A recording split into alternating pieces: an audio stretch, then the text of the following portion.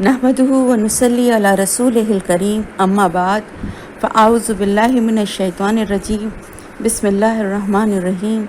Rabbi इश्रह ली सदरी व यस्सिर ली अमरी वहलुल उक़्दतम मिन लिसानी यफ़क़हू क़ौली आमीन या रब्बुल आलमीन। सूरह हूद कल शुरू हो गई थी और इब्तिदाई आयात भी हमने कल कर ली थी। थोड़ा ज़ाहिर है वो एंड में इतना उसको सही एक्सप्लेन नहीं हो पाया था। वैसे तो आपको मालूम है कि इस वक्त मुख्तसर ही चल रहे हैं, लेकिन यह कि थोड़ा सा इसके बारे में फिर से बात कर लेते हैं कि यहाँ पर एक्चुअली इस बात को मैं क्लियर करना चाह रही थी कि जो इसकी आयत थी जिसका ये तर्जुमा था कि ये लोग अपने सीनों को मोड़ते हैं ताकि छुप जाएं उससे, और ये अपने कपड़ों को ढांपते हैं, तो ऐसी वज़ाक़ता बना लेते थे, यानी ऐसा हुलिया बना लेना। और दूसरी इसका की बात ये भी है कि बाज़ दफ़ा ऐसा भी करते थे कि मुंह छुपा लेते थे कपड़े से। कपड़े यानी बाज़ दफ़ा ऐसा होता है ना, किसी का सामना नहीं करना चाहें तो अपने चेहरों को छुपा लेते थे कि पहचाने नहीं। आप सल्लल्लाहु अलैहि वसल्लम को आते हुए देखते थे तो या तो अपना रुख बदल लेते थे या किसी कपड़े से अपने मुंह को छुपा लेते थे कि कहीं आमना सामना ना हो जाए, और आप सल्लल्लाहु अलैहि वसल्लम जो हैं उनसे जो है वो बातें, अपनी जो दीन की बातें उनसे ना करने लगें। ठीक है, तो यहाँ ये उन लोगों की तरफ इशारा है जो हक़ का सामना ही नहीं करना चाहते थे, क्योंकि उनको पता था कि ये सच है। तो मानने के लिए ज़ाहिर है उसको पहले उसकी को जानना ज़रूरी है ना, तो वो उसका ही इनकार करते थे। जैसे बिल्कुल ये एग्जैक्टली वही बात है, जैसे लोग कहते हैं ना हमें नहीं बताओ, अभी हम ज़्यादा मालूम हो गया तो ज़्यादा हमारे ऊपर जिम्मेदारी हो जाएगी। जो कुछ पता है पहले उस पर तो अमल करने वाले बन जाएं। लेकिन ये बात सबको याद रखना चाहिए कि ये कहने से और इस तरह से छुपने और बचने से जो हक़ है और जो ज़िम्मेदारी है ना वो नहीं ख़त्म होगी, वो अपनी जगह रहेगी। तो बिल्कुल ये वैसी ही बात है कि अगर बिल्ली आंखें बंद कर लेती है तो फिर क्या, कबूतर अगर आंखें बंद कर लेते हैं तो क्या बिल्ली उन्हें नहीं खाएगी ख़तरे को देख के? अगर चलें अब हम आगे बढ़ते हैं। वमा मिन दाअबतिन फिल अर्दी इल्ला अलल्लाहि रिज़्क़ुहा, ज़मीन में चलने वाला कोई भी जानदार ऐसा नहीं है जिसका रिज़्क़ अल्लाह के ज़िम्मे ना हो। अल्लाह ताला ने अपने रिज़्क़ की फराहमी का जो एक निज़ाम बनाया है उसमें सारी जो भी दुनिया की मखलूक है वो सब उसमें शामिल है। अब देखिए ना, दिन रात हर एक के लिए अल्लाह ताला की तरफ से रिज़्क़ मिल रहा है, चरिंद परिंद जानवर, इंसानों को छोड़ के भी। तो ऐसा कोई जानदार नहीं है, इसलिए इस चीज़ की फ़िक्र करना जो है ना, वो इंसान जिस चीज़ की सबसे ज़्यादा फ़िक्र करता है उसकी ज़िम्मेदारी अल्लाह ने अपने ऊपर ली हुई है। तो कोई भी ऐसा जानदार नहीं है जिसके रिज़्क़ की ज़िम्मेदारी अल्लाह के पास ना हो। और वह यालमु मुस्तक़र्रहा व मुस्तौदहा, और ना ही कोई ऐसा है जिसके बारे में वो जानता ना हो कि वो उसके ठहरने की जगह, उसका ठिकाना क्या है और उसका वापस पलटने का जो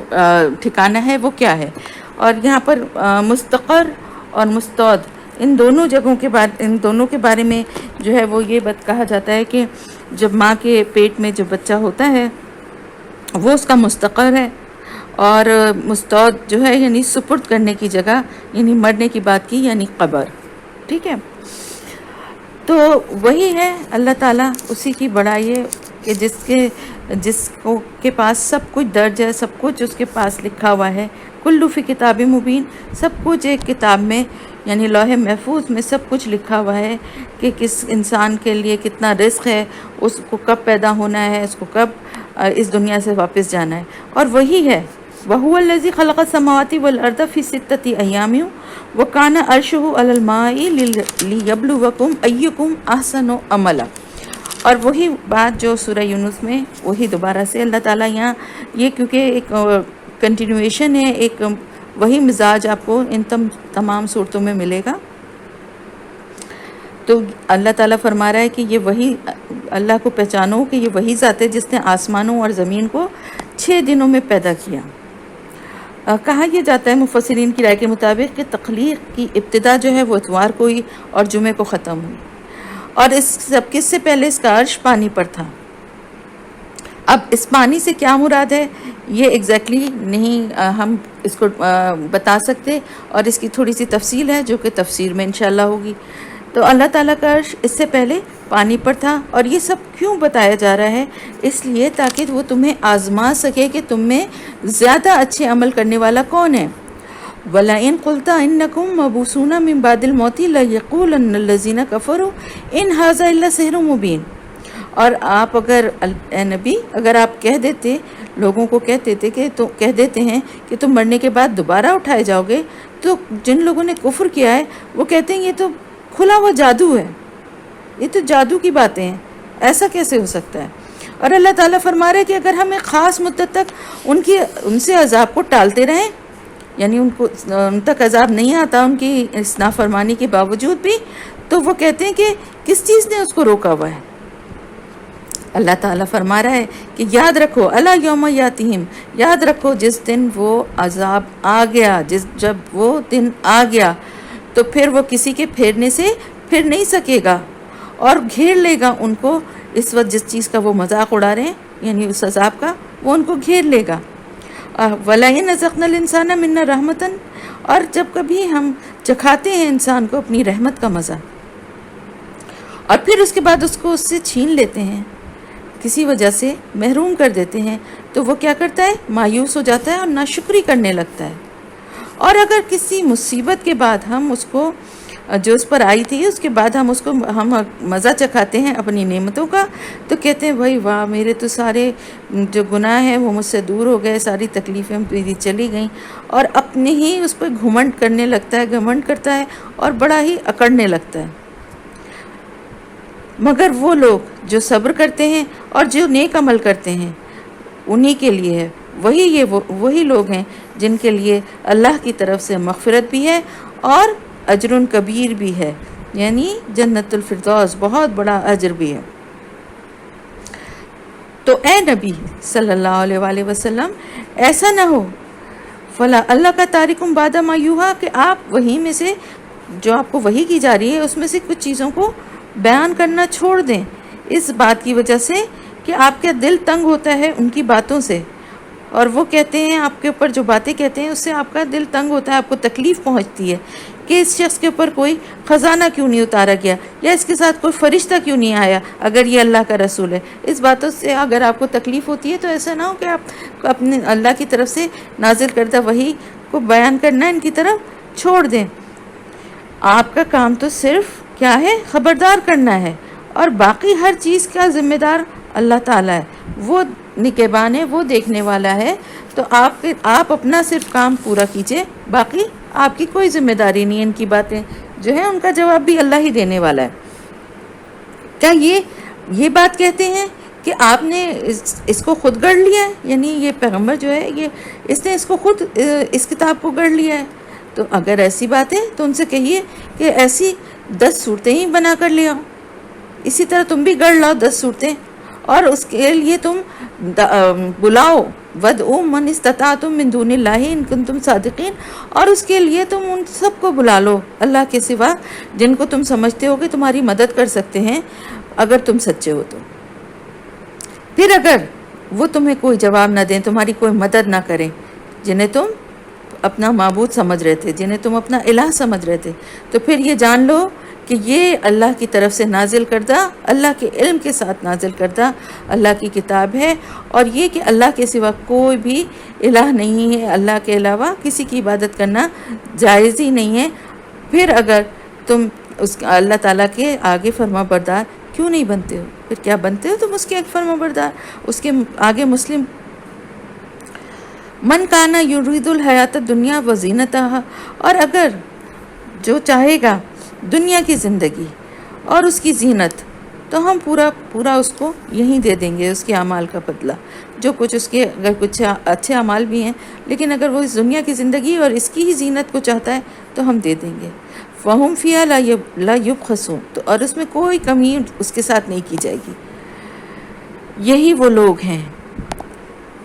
لوگ ہیں جن کے لیے آخرت میں سوائے آگ کے کچھ بھی نہیں ہے، وہاں جا کر انہیں معلوم ہوگا وَحَبِطَ مَا صَنَعُوا،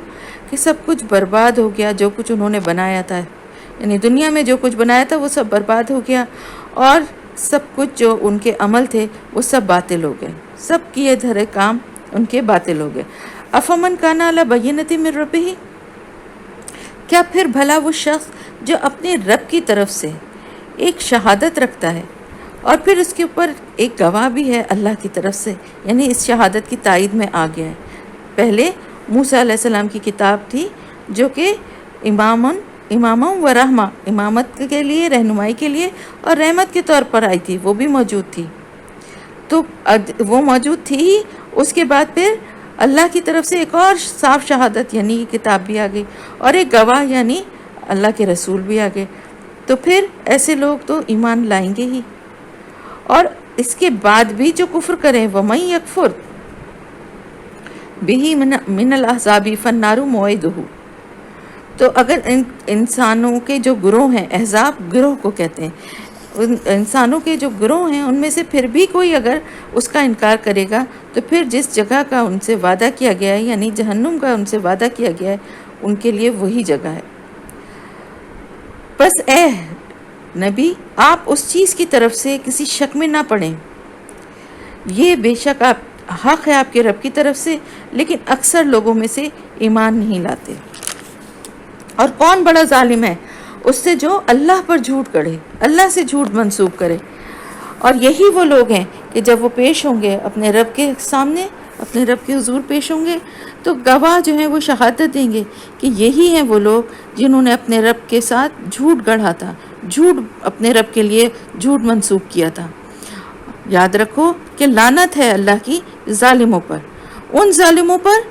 جو کہ اللہ کے راستے سے لوگوں کو روکتے ہیں اور پھر اس راستے میں کجی تلاش کرتے ہیں، اس میں ٹیڑھ تلاش کرتے ہیں، اس میں نئی نئی باتوں سے لوگوں کو گمراہ کرتے ہیں اور آخرت کا انکار کرتے ہیں۔ اولئکا، یہی وہ لوگ ہیں، لم یکونوا معجزین فی الارض، وہ زمین میں اللہ کو عاجز کرنے والے نہیں ہیں، اللہ کو وہ بے بس نہیں کر سکتے، اور نہ اللہ کے مقابلے میں ان کا کوئی ولی، کوئی ان کا حامی ہوگا۔ یضاعف لہم العذاب، دگنا کر دیا جائے گا ان کے لیے، دوہرا عذاب ہوگا ان کے لیے، اور نہ وہ کسی کی سن سکتے ہیں اور نہ ہی وہ انہیں کچھ دکھائی دیتا ہے۔ یعنی اس حد تک دنیا میں ان کے حال، ان کا دلوں کا یہ ہو گیا ہے، مہر لگ گئی ہے کہ نہ اب وہ کسی کی سن سکتے ہیں اور نہ کچھ دیکھتے ہیں۔ یہ وہ لوگ ہیں جو خسارہ پانے والے ہیں، جنہوں نے اپنے کو خود ہی خسارے میں ڈالا ہے اور گم ہو گیا ان سے، کھو گیا ان سے جو کچھ وہ گڑھ رہے تھے۔ یعنی جن لوگوں نے، یہ وہ لوگ ان کا انجام بتایا جا رہا ہے جنہوں نے دنیا میں اپنے کو خسارے میں ڈالا تھا اور جھوٹ گڑھا تھا، اس دن سب کچھ ان سے کھو جائے گا۔ اور لا جرم انہم فی الآخرۃ هم الاخسرون، اور حقیقت میں جو آخرت میں جو سب سے بڑا خسارہ پانے والے لوگ ہیں وہ یہی ہوں گے۔ بات ان لوگوں کی ہو رہی ہے، بے شک وہ لوگ جو ایمان لائے اور جنہوں نے نیک عمل کیے اور پھر اپنے رب کے ہی ہو کر رہ گئے، تو یقیناً اولئک اصحاب الجنہ، یہی وہ لوگ ہیں جو جنت میں رہیں گے، جنت کے ساتھی ہیں، اور وہ ہمیشہ اس میں رہیں گے۔ دونوں فریق، یعنی جو ایک گناہ گار اور نیک، دونوں کی جو بات بتائی جا رہی ہے، دونوں فریقوں کی مثال ایسی ہے کہ جیسے ایک اندھا اور بہرا ہو اور دوسرا دیکھنے اور سننے والا ہو، تو کیا یہ دونوں برابر ہو سکتے ہیں؟ اور کیا تم اس مثال سے کوئی سبق نہیں لیتے، کوئی نصیحت حاصل نہیں کرتے؟ اور اللہ تعالیٰ فرما رہا ہے کہ البتہ بلا شبہ ہم نے بھیجا نوح کو اس کی قوم کی طرف، اور اس نے جا کر کہا کہ میں تم لوگوں کے لیے واضح طور پہ تمہیں خبردار کرنے والا، تمہیں صاف صاف بتانے والا ہوں، خبردار کرنے والا ہوں۔ اللہ تعبدو، کہ نہ تم عبادت کرو، الا اللہ، سوائے اللہ کی، کہ تم اللہ کے سوا کسی کی عبادت نہ کرو۔ انی اخاف علیکم عذاب یوم علیم، بے شک میں تو خوف رکھتا ہوں تمہاری طرف، تمہارے لیے، کہ تمہیں کسی دردناک عذاب کا سامنا نہ کرنا پڑے، مجھے یہ خوف ہے۔ فقال الملأ الذین کفروا من قومہ، تو کہا اس کے سرداروں نے، اس کی قوم کے جو سردار تھے، انہوں نے کہا کہ ہم تو تجھے، ہماری نظر میں تو تم ایک ایسے انسان ہو جیسا کہ ہم ہیں، اور ہم تمہاری کیوں ہم دیکھتے ہیں تمہاری پیروی صرف وہ لوگ کرتے ہیں جو کہ ہمارے ہاں کم تر درجے کے اور ذلیل سمجھے جاتے تھے، اور انہوں نے بغیر سوچے سمجھے تمہاری پیروی کرنا شروع کر دی ہے۔ تو ہم تو تمہیں صرف ایسا ہی دیکھتے ہیں، اور تم میں ہم کوئی ایسی چیز نہیں دیکھتے کہ جس سے ہم سے تم پہ کوئی زیادہ کوئی فضل ہو۔ ہم تو تمہارے لیے یہ گمان رکھتے ہیں، یہ سمجھتے ہیں تمہیں کہ تم جھوٹے ہو۔ انہوں نے کہا اے میری قوم ارائیتم ان کنتو علی بینۃ من ربی، انہوں نے کہا اے میری قوم ذرا دیکھو تو صحیح، میں اپنے رب کی طرف سے ایک واضح نشانی لے کر، ایک واضح شہادت اللہ کی طرف سے لے کر آیا ہوں، اور اللہ تعالیٰ کے پاس سے اللہ نے مجھے رحمت سے بھی نوازا ہے، لیکن تم کو وہ نظر نہیں آتی، تم اندھے ہو گئے اس کے۔ اب اگر ہمارے پاس ایسا کیا ذریعہ ہے کہ ہم تمہیں کسی طرح سے ہدایت کے راستے پہ لائیں جبکہ تم ماننا نہیں چاہتے ہو؟ تو ہم زبردستی تو نہیں اس کو تمہارے اوپر کوئی ہم نافذ کر سکتے ہیں۔ اور اے میری قوم، میں تو تم سے کسی مال کا سوال نہیں کرتا، تم سے کچھ اس کے لیے میں کوئی تم سے معاوضہ تو نہیں مانگ رہا ہوں، بے شک میرا اجر جو ہے وہ اللہ تعالیٰ کے اوپر ہے، اور میں تو ان لوگوں کو دھکا دے کے نہیں نکال سکتا جو ایمان لے کر آئے ہیں۔ یعنی وہ کہہ رہے تھے نا کہ یہ جو ہیں ہمارے قوم کے ذلیل یا کم تر درجے کے لوگ ہیں، ایسا ہی تھا نا، مکی کے لوگوں کو بھی یہ اعتراض ہوتا تھا کہ یہ کیوں ایمان آپ پر لے آئے ہیں، اور تو وہ کہتے ہیں کہ اگر یہ مجھ پر ایمان لائے ہیں، یہ اللہ کے بتائے ہوئے راستے پہ چلنے والے لوگ ہیں، تو میں ان کو کیا دھکے دے کے نکال دوں؟ بے شک یہ آپ کے رب سے ہی ملاقات کرنے والے ہیں، مگر میں تو یہ دیکھتا ہوں کہ تم جو ہو میری قوم، تم لوگ جو ہو، تم سب کے سب جہالت برت رہے ہو۔ اور اے میری قوم، اگر میں ان لوگوں کو چھوڑ دوں گا، ان لوگوں کو دھتکار دوں گا، تو اللہ کی پکڑ سے مجھے کون بچائے گا؟ کیا تم لوگ کی سمجھ میں اتنی سی بات نہیں آتی کہ میں اللہ کا پیغام دے رہا ہوں، اور یہ لوگ اللہ کے لیے اگر میرے پاس آئے ہیں، ایمان لے آئے ہیں، اور میں ان کو اس کے بعد دھتکاروں گا تو مجھے اللہ سے کون بچائے گا؟ اور میں تم سے یہ نہیں کہتا کہ میرے پاس خزانے ہیں اللہ تعالیٰ کے، اور نہ میں یہ کہتا ہوں کہ میں غیب کا علم جانتا ہوں، اور نہ میں یہ کہتا ہوں کہ میں کوئی فرشتہ ہوں، اور میں یہ بھی نہیں کہہ سکتا کہ جن لوگوں کو تمہاری آنکھیں دیکھتی ہیں، ان کو حقیر سمجھتی ہیں، انہیں اللہ نے کوئی بھلائی نہیں دی ہے۔ اللہ زیادہ جانتا ہے دلوں کے جو حال ہیں، وہ اللہ کو زیادہ پتہ ہے۔ میں اگر ایسی کوئی بات کہوں گا تو میں ظالم ہوں گا، کیونکہ یہ سب غیب کی اور یہ ساری باتیں تو اللہ جانتا ہے۔ پھر ان لوگوں نے کہا نوح علیہ السلام سے کہ اے نوح، تم نے ہم سے بہت جھگڑا کر لیا، بہت جھگڑا ہوا ہمارے درمیان، اب اس جھگڑے کو ختم کرو اور لے آؤ ہمارے اوپر وہ عذاب جس کی تم ہمیں دھمکی دیتے ہو۔ اگر تم سچے ہو تو بھائی لے ہی آؤ عذاب۔ نوح علیہ السلام نے جواب دیا کہ وہ تو اللہ لے کر آئے گا جب وہ چاہے گا، اور تم یہ اتنی طاقت نہیں رکھتے کہ تم اس کو ہرا سکو یا اس کو روک سکو، اور اگر میں تمہاری کوئی خیر خواہی کرنا بھی چاہوں تو میری خیر خواہی تمہیں کوئی فائدہ نہیں دے سکتی، جبکہ اللہ نے ہی تمہیں بھٹکانے کا ارادہ کر لیا ہو، اور وہی تمہارا رب ہے، اور اسی کی طرف تمہیں لوٹنا ہے۔ ام یقولون افتراہ، اے نبی کیا یہ لوگ کہتے ہیں کہ اس شخص نے یہ سب کچھ خود گڑھ لیا ہے؟ ان سے کہا اگر میں نے یہ خود گڑھا ہے تو مجھ پر اپنے جرم کی ذمہ داری ہے، اور جو جرم تم کر رہے ہو اس کی ذمہ داری تم پر ہوگی، اس سے میں بری و ذمہ ہوں۔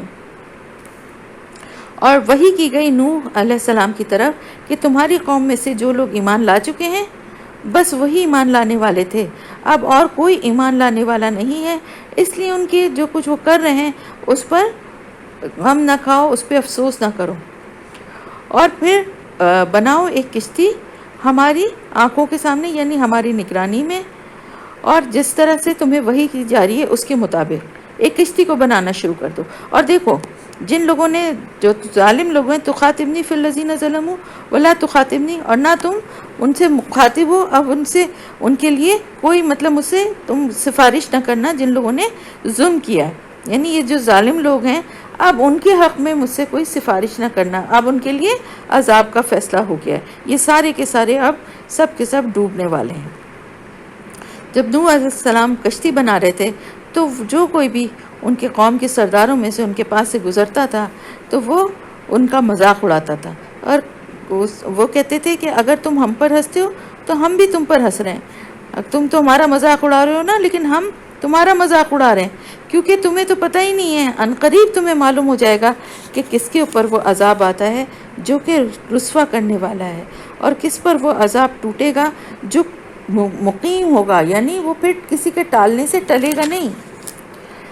یہاں تک کہ جب آ گیا ہمارا حکم اور تندور جو ہے وہ ابلنے لگے، ابل پڑے،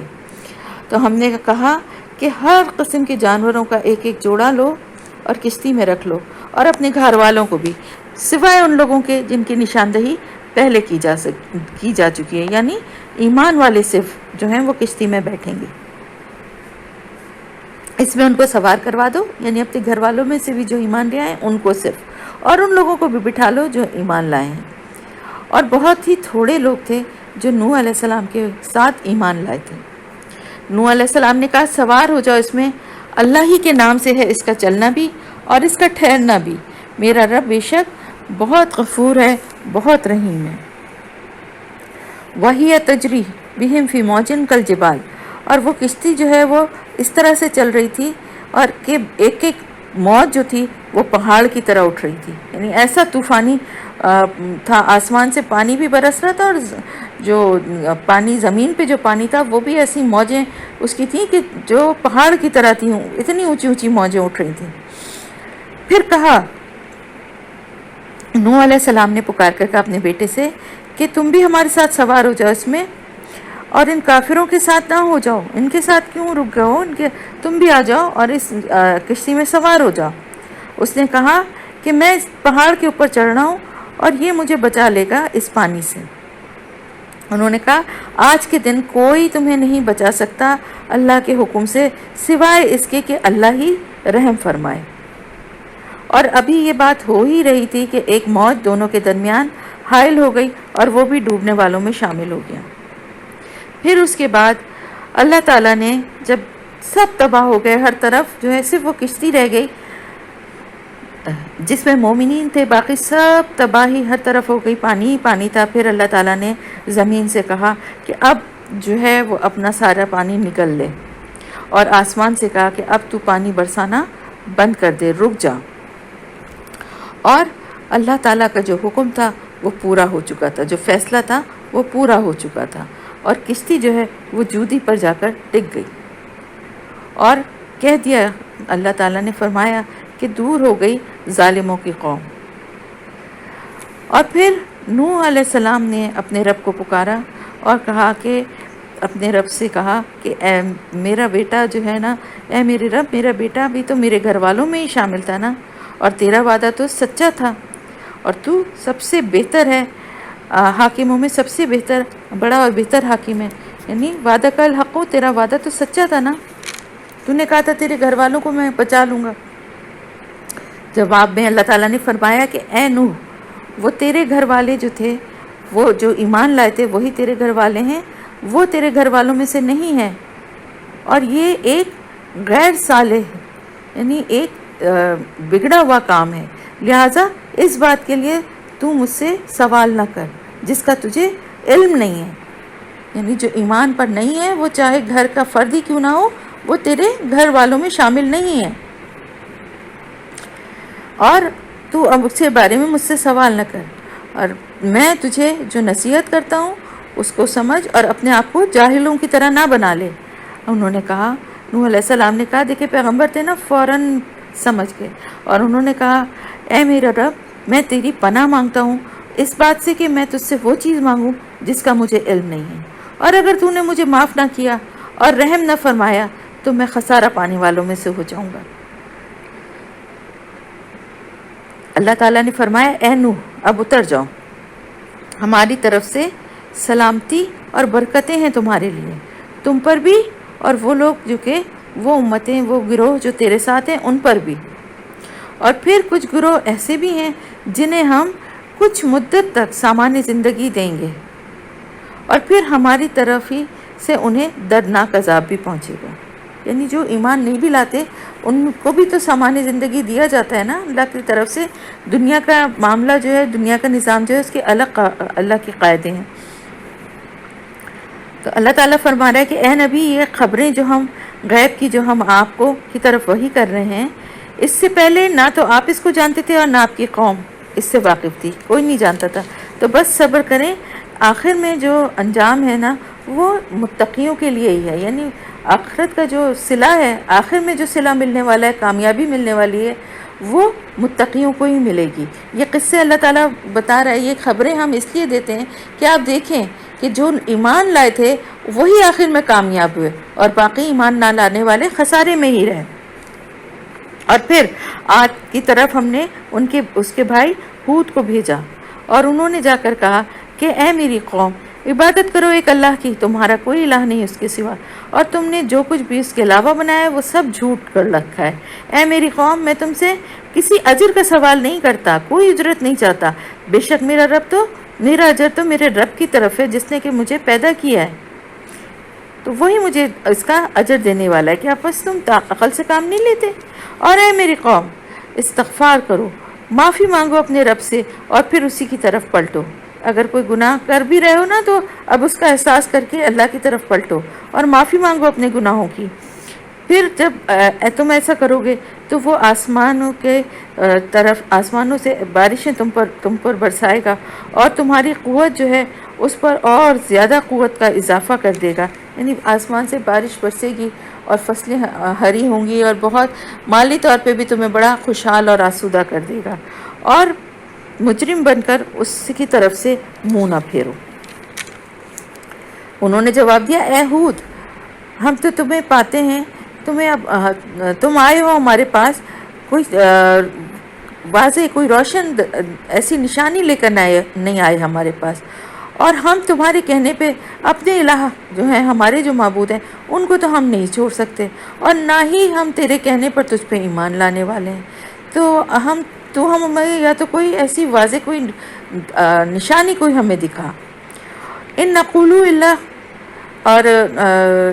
ان نقول تراک بعد آلہتنا بالسوء، اور ہمیں تو ایسا لگتا ہے کہ ہمارے یہ جو معبود ہیں جنہیں تم برا بھلا کہتے ہو، انہی کی طرف سے کچھ تمہارے پر ایسی مار پڑ گئی ہے کہ تم اس طرح کی باتیں کر رہے ہو. یعنی تم جو ہمارے دیوی دیوتاؤں کی یا کسی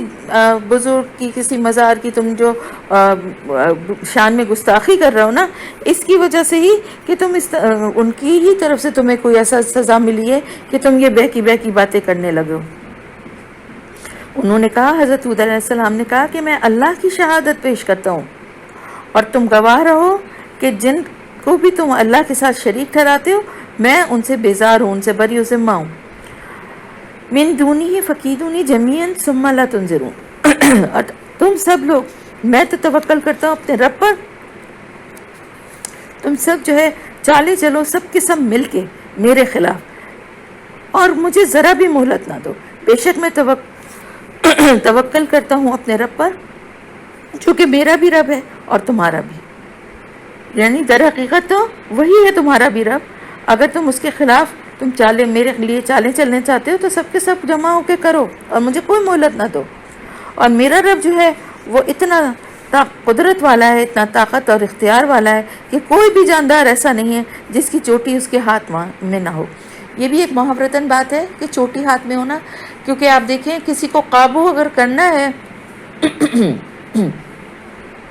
اور اس کی چوٹی کو ہاتھ میں پکڑ لے اگر، تو وہ شخص جس طرف جھکاؤ، جس طرف موڑو، وہ مجبور ہو جائے گا. اس کی مرضی کے بغیر کچھ نہیں کر سکے گا جس کے ہاتھ میں اس کی چوٹی ہے. تو یہ ایک مثال دینے کا مطلب یہ کہ اللہ تعالیٰ اس حد تک قادر ہے ہمارے اوپر.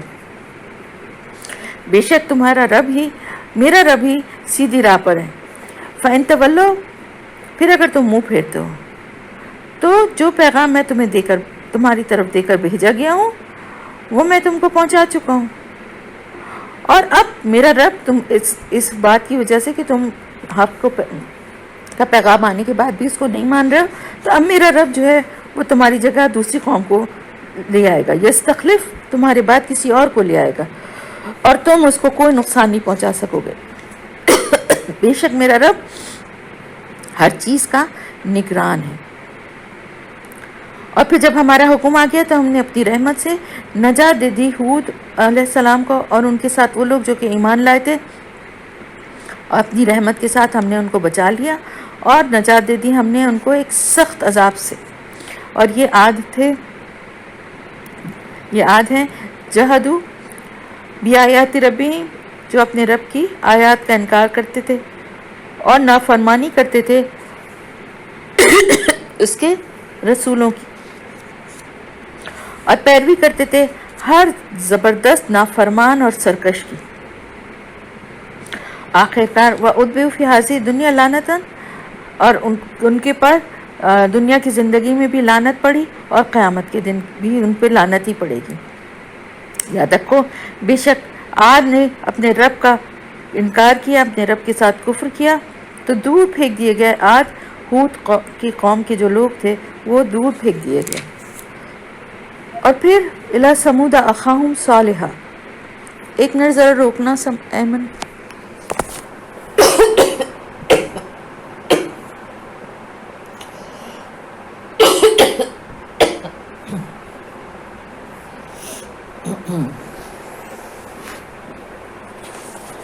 ٹھیک ہے،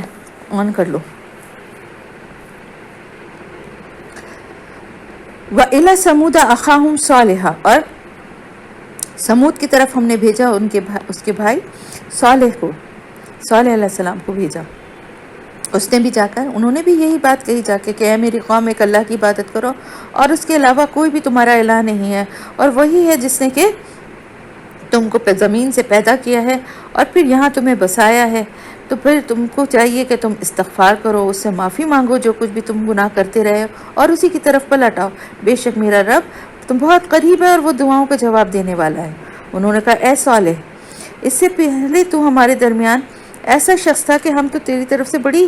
امید لگائے ہوئے تھے اور بہت تجھے اچھا انسان سمجھتے تھے، تجھ سے ہمیں بڑی توقعات تھیں، اب کیا تو ہمیں ہمارے ان معبودوں کی عبادت کرنے سے روکتا ہے جن کی عبادت ہمارے باپ دادا کرتے آئے؟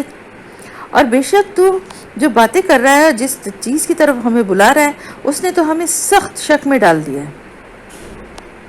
انہوں نے کہا صالح علیہ السلام نے، اے میری قوم، کیا تم دیکھتے نہیں ہو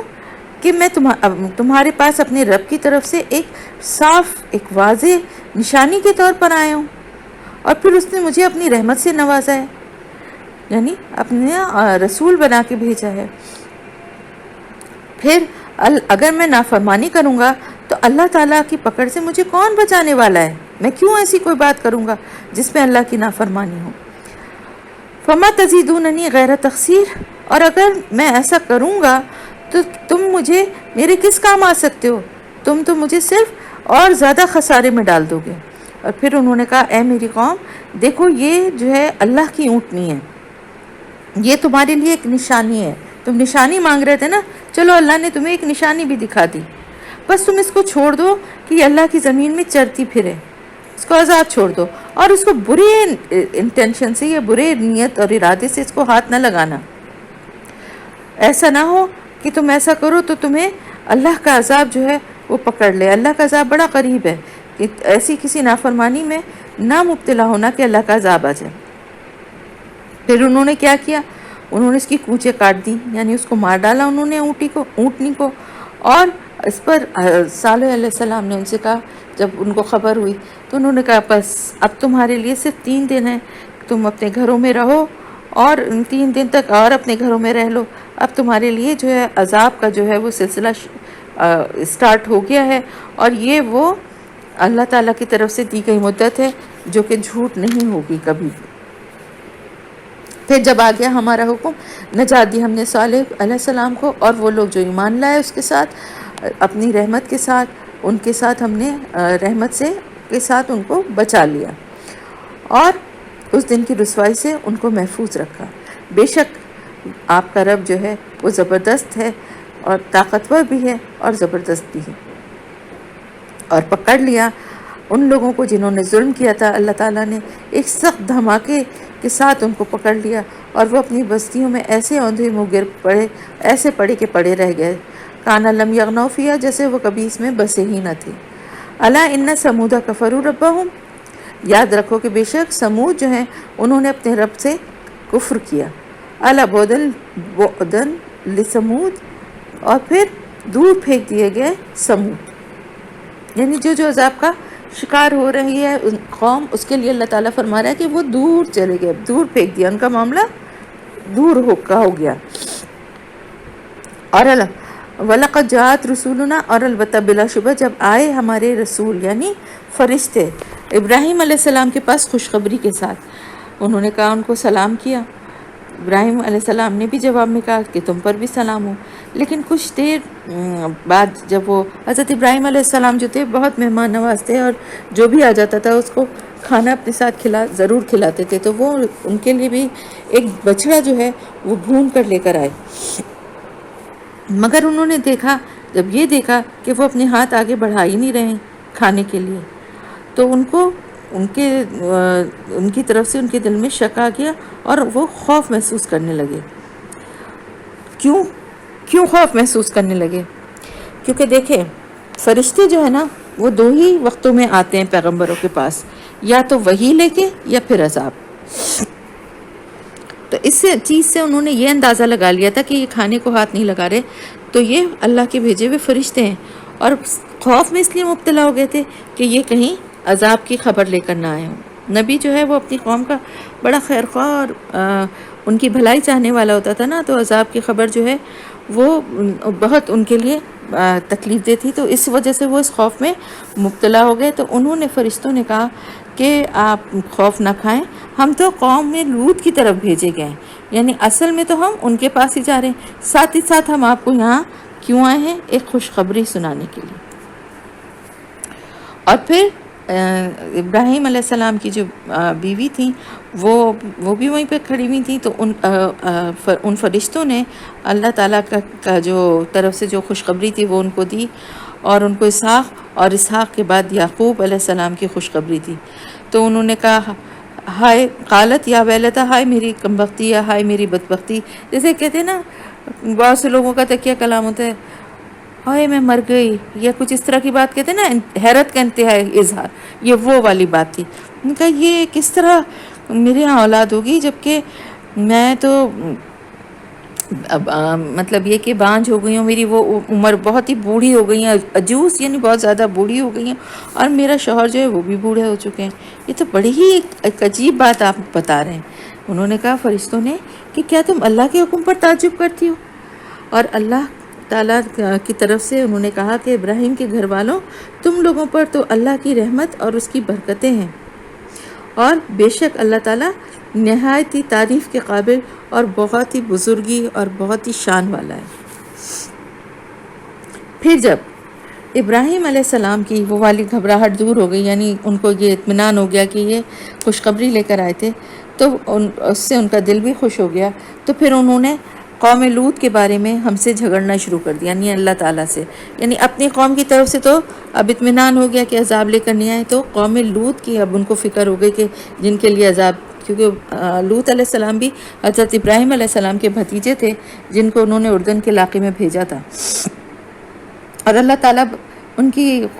خوبی بتا رہا ہے کہ ابراہیم علیہ السلام نے ایسا کیوں کیا، کیونکہ وہ بڑے ہی نرم دل کے تھے، بڑے حلیم اور نرم مزاج تھے. ان کا دل بہت جلدی جو ہے وہ پسیج جاتا تھا، اور بہت جلدی جو ہے وہ آہوزاری کرنے والے بھی ان کے لیے آیا نا کہ وہ تھے، اور اللہ کی طرف پلٹنے والے تھے، اور ہر حال میں جو ہے منیب تھے نا، اللہ کی طرف ہی پلٹتے تھے. پھر ان فرشتوں نے ابراہیم علیہ السلام سے کہا کہ اے ابراہیم، اس بات سے باز آ جاؤ جو تم کہہ رہے ہو، کیونکہ تمہارے رب کا حکم جو ہے وہ آ چکا ہے، اور بے شک اب ان لوگوں پر وہ عذاب آ کر رہے گا جو کسی کے پھیرے جانے سے پھر نہیں سکتا. اس کی تفصیل انشاءاللہ تعالیٰ تفسیر میں آپ کو بتاؤں گی کہ کس طرح حضرت ابراہیم علیہ السلام نے کتنی حجت کی تھی، اور اس کا پھر کیا جواب ملا تھا، اور کیوں ایسا ہوا تھا کہ ان کے لیے عذاب جو ہے وہ ہو گیا تھا. وَلَمَّا جَاءَتْ رُسُولُنَا لُوطًا، اور پھر جب وہ فرشتے جو تھے وہ لوط علیہ السلام کی طرف گئے، تو وہاں کیا ہوا، وہاں پہنچنے کے بعد ان کی آمد سے تو وہ لوط علیہ السلام گھبرا گئے، اور ان کا دل بڑا تنگ پڑنے لگا. کیوں؟ کیونکہ ان کو اپنی قوم کا حال پتہ تھا، اور وہ کہنے لگے یہ تو آج کا دن تو میرے لیے بڑی مصیبت کا دن ہے، کیونکہ یہ مہمان آ گئے ہیں. اور ان کے قوم کے لوگ جو ہیں ویسے ہی وہ جو تھے مردوں کو دیکھ کے وہ بالکل قابو سے باہر ہو جاتے تھے. تو ان کے جیسے ہی ہوا یہی کہ جب ان کے قوم کے لوگوں کو خبر ملی، ان فرشتوں کو تو وہ ظاہر فرشتہ تو نہیں سمجھ تھے، وہ تو انسانی روپ میں ہی تھے، تو وہ سب کے سب ان کے گھر کی طرف دوڑ پڑے. اور وہ تو ایسے ہی برے کام پہلے سے بھی کرتے تھے، یعنی عادی تھے، وہ تو یہی ساری برائیاں کر ہی رہے تھے. تو لوط علیہ السلام نے ان سے کہا کہ اے میری قوم، تمہیں کیا ہو گیا ہے؟ یہ میری بیٹیاں موجود ہیں جو زیادہ پاکیزہ ہیں تمہارے لیے، تو تم اللہ کا خوف رکھو اور مجھے میرے مہمانوں کے سامنے رسوا نہ کرو. کیا تم میں کوئی بھلا آدمی نہیں ہے؟ انہوں نے جواب دیا کہ تجھے تو معلوم ہی ہے کہ تیری بیٹیوں میں ہمارا کوئی حصہ نہیں ہے. اچھا، یہ جو انہوں نے کہا تھا کہ میری بیٹیاں ہیں، تو اس کا یہ مطلب نہیں تھا کہ وہ اپنی بیٹیاں ان کے سامنے پیش کر رہے تھے، بلکہ اس کا مطلب یہ تھا، اور میری بیٹیوں سے مراد صرف ان کی اپنی بیٹی نہیں تھی، کیونکہ ایک نبی جو ہوتا ہے وہ امت کا جو ہوتا ہے وہ باپ ہوتا ہے، تو قوم کی جو بیٹیاں ہیں وہ بھی نبی کی ہی بیٹی ہیں. تو ان کے کہنے کا مقصد یہ تھا کہ اس قوم میں لڑکیاں بھی تو موجود ہیں نا، تم ان سے نکاح کرو جو زیادہ تمہارے لیے پاکیزہ بات ہے. یہ کہنے کا یہ مطلب تھا. تو انہوں نے جواب دیا کہ تیری بیٹیوں میں ہمارا کوئی حصہ نہیں ہے، اور تو یہ بھی جانتا ہے کہ ہم کیا چاہتے ہیں. تو پھر لوط علیہ السلام نے کہا کاش میرے پاس اتنی طاقت ہوتی کہ میں تمہیں سیدھا کر دیتا، یا پھر میرے پاس کوئی مضبوط سہارا ہوتا کہ میں اس کی پناہ لے لیتا. یعنی میری تو اتنی طاقت مجھ نہیں ہے کہ میں تمہیں اس برے کام سے روک سکوں. کوشش تو کر ہی رہتے، لیکن اب کوئی فرق ہی نہیں ان کی قوم کو پڑا تھا. پھر فرشتوں نے کہا لوط علیہ السلام سے کہ اے لوط، ہم تیرے پاس تیرے رب کے بھیجے ہوئے فرشتے ہیں، یہ لوگ تیرا کچھ بھی نہیں بگاڑ سکتے، بس تو رات کا کچھ حصہ ان کے ساتھ یہاں اپنے اس گھر میں رہ اپنے اہل و عیال کے ساتھ، اور پھر یہاں سے نکل جا. اور نکلنے کے بعد تم میں سے کوئی بھی شخص جو ہے وہ پیچھے مڑ کر نہ دیکھے، مگر تیری بیوی جو ہے وہ ساتھ نہیں جائے گی.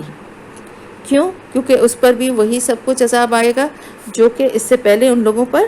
گزرنا ہے. اور اس کی وجہ یہ تھی کہ ان کی بیوی جو تھیں ان کی دلی ہمدردیاں ان لوگوں کے ہی ساتھ تھیں، وہ ان کا ہی ساتھ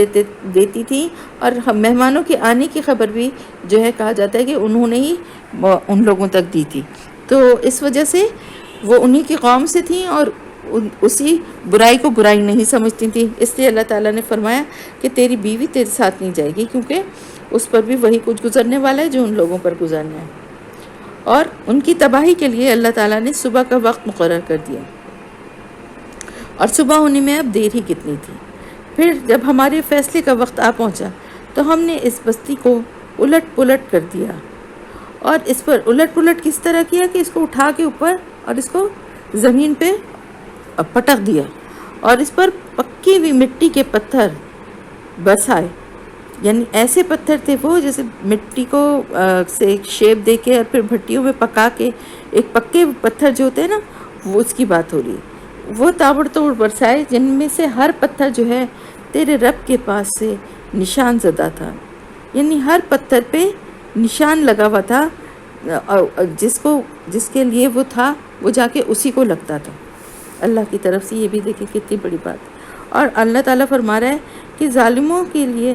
سے یہ سزا کچھ دور نہیں، یعنی کوئی دور کی بات نہیں ہے جو ان کو یہ سزا مل رہی ہے. اور مدین والے، ان کی طرف ہم نے بھیجا ان کے بھائی شعیب علیہ السلام کو. اس نے بھی یہی کہا اپنی قوم سے کہ اے میری قوم، تم عبادت نہ کرو، ما لکم من الہ غیرہ، تم اللہ کی بندگی کرو، اور نہیں ہے تمہارے لیے کہ تم اس کے علاوہ کسی اور کو الہ بناؤ. وَلَا تَنْقُصُوا الْمِكْيَالَ وَالْمِيزَانَ، اور نہ تم ناپ تول میں کمی کرو. میزانہ انی اراکم بخیر وانی اخاف علیکم عذاب یوم محیط. بے شک میں دیکھتا ہوں میں تم لوگوں کو کہ اچھے حال میں، لیکن کیونکہ آگے کا بھی تو اندازہ تھا نا، تو اللہ فرما رہے کہ میں تمہیں دیکھتا ہوں کہ تم اس وقت اچھے حال میں ہو، لیکن میں ڈرتا ہوں کہ ایک دن تم پر ایسا عذاب بھی آنے والا ہے جو کہ تمہیں چاروں طرف سے گھیرے گا ہوگا۔ اور اے میری قوم، نعت تول میں کمی نہ کرو، پورا تولو بالقسطی ولا تبخسوا الناس اشیاءہم، کہ پورا کرو مالوں جو بھی ناپ تول ہے اس کو انصاف کے ساتھ پورا تولو، اس میں کوئی گڑبڑ نہ کرو۔ اور اس دن کا خوف رکھو جس دن کے اللہ تعالیٰ کا عذاب جو ہے وہ گھیر لے گا۔ اوفوا المیکیل والمیزان بالقسط ولا تبخسوا الناس اشیاءہم، اور لوگوں کو ان کی چیزیں جو ہیں ان میں کمی کر کے نہ دو، ان میں کوئی گھاٹا کر کے نہ دو۔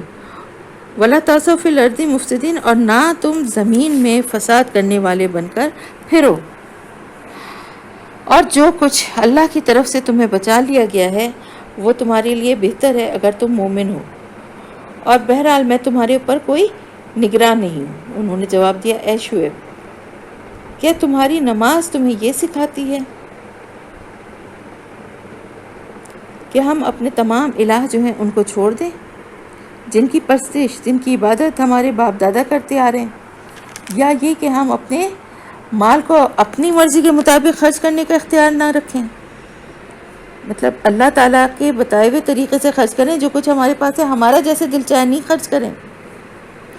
تو بس ان باتوں سے تو ایسا لگتا ہے تو ہی اپنے کو سمجھتا ہے کہ تو بڑا نیک ہے اور بڑا بردبار ہے، تو ہی ایک صرف رہ گیا ہے، ہم سب تو سب بڑے جھوٹے اور گناہ گار ہیں۔ قال یا قومی، شعیب علیہ السلام نے کہا کہ اے میری قوم،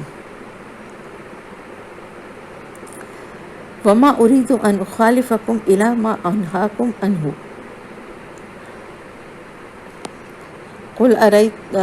قال یا قومی ارأیتم ان كنت على بینۃ من ربی ورزقنی منه رزقا حسنا۔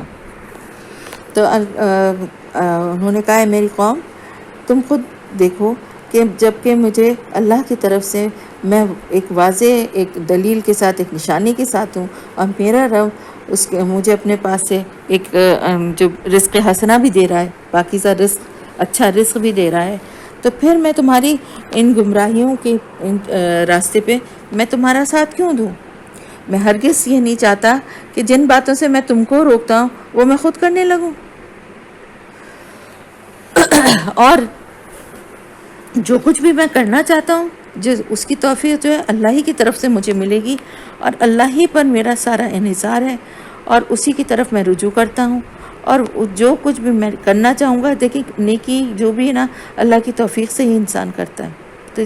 انہوں نے بھی یہی بات کہی کہ میں جتنی میرا رب اللہ مجھے توفیق دے گا میں وہی کروں گا، اور اسی پہ توکل کرتا ہوں میں، اور اسی کی طرف لوٹنا ہے، رجوع کرنا ہے۔ اور اے میری قوم، میرے خلاف تمہاری یہ ہٹ درمی جو ہے، یجرمنکم شقاقی، میرے خلاف تمہاری ہٹ دھرمی جو ہے کہیں یہ اس نوبت تک تمہیں نہ پہنچا دے کہ آخرکار تم پر بھی وہی عذاب آ کر ہے جو نوح یا ہود یا صالح کی قوم پر آیا تھا، اور لوط کی قوم کو تم کچھ زیادہ دور پاؤ گے بھی نہیں۔ یہ کس سے بات ہو رہی ہے؟ یہ اہل مکہ سے بات ہو رہی ہے، ان کے سے زیادہ دور بھی نہیں تھے نا، لوط کی قوم جو تھی ان کے علاقے جو تھے وہ زیادہ دور بھی نہیں تھے۔ تو اللہ تعالیٰ فرما رہا ہے کہ ان سے کہیے کہ اے میری قوم،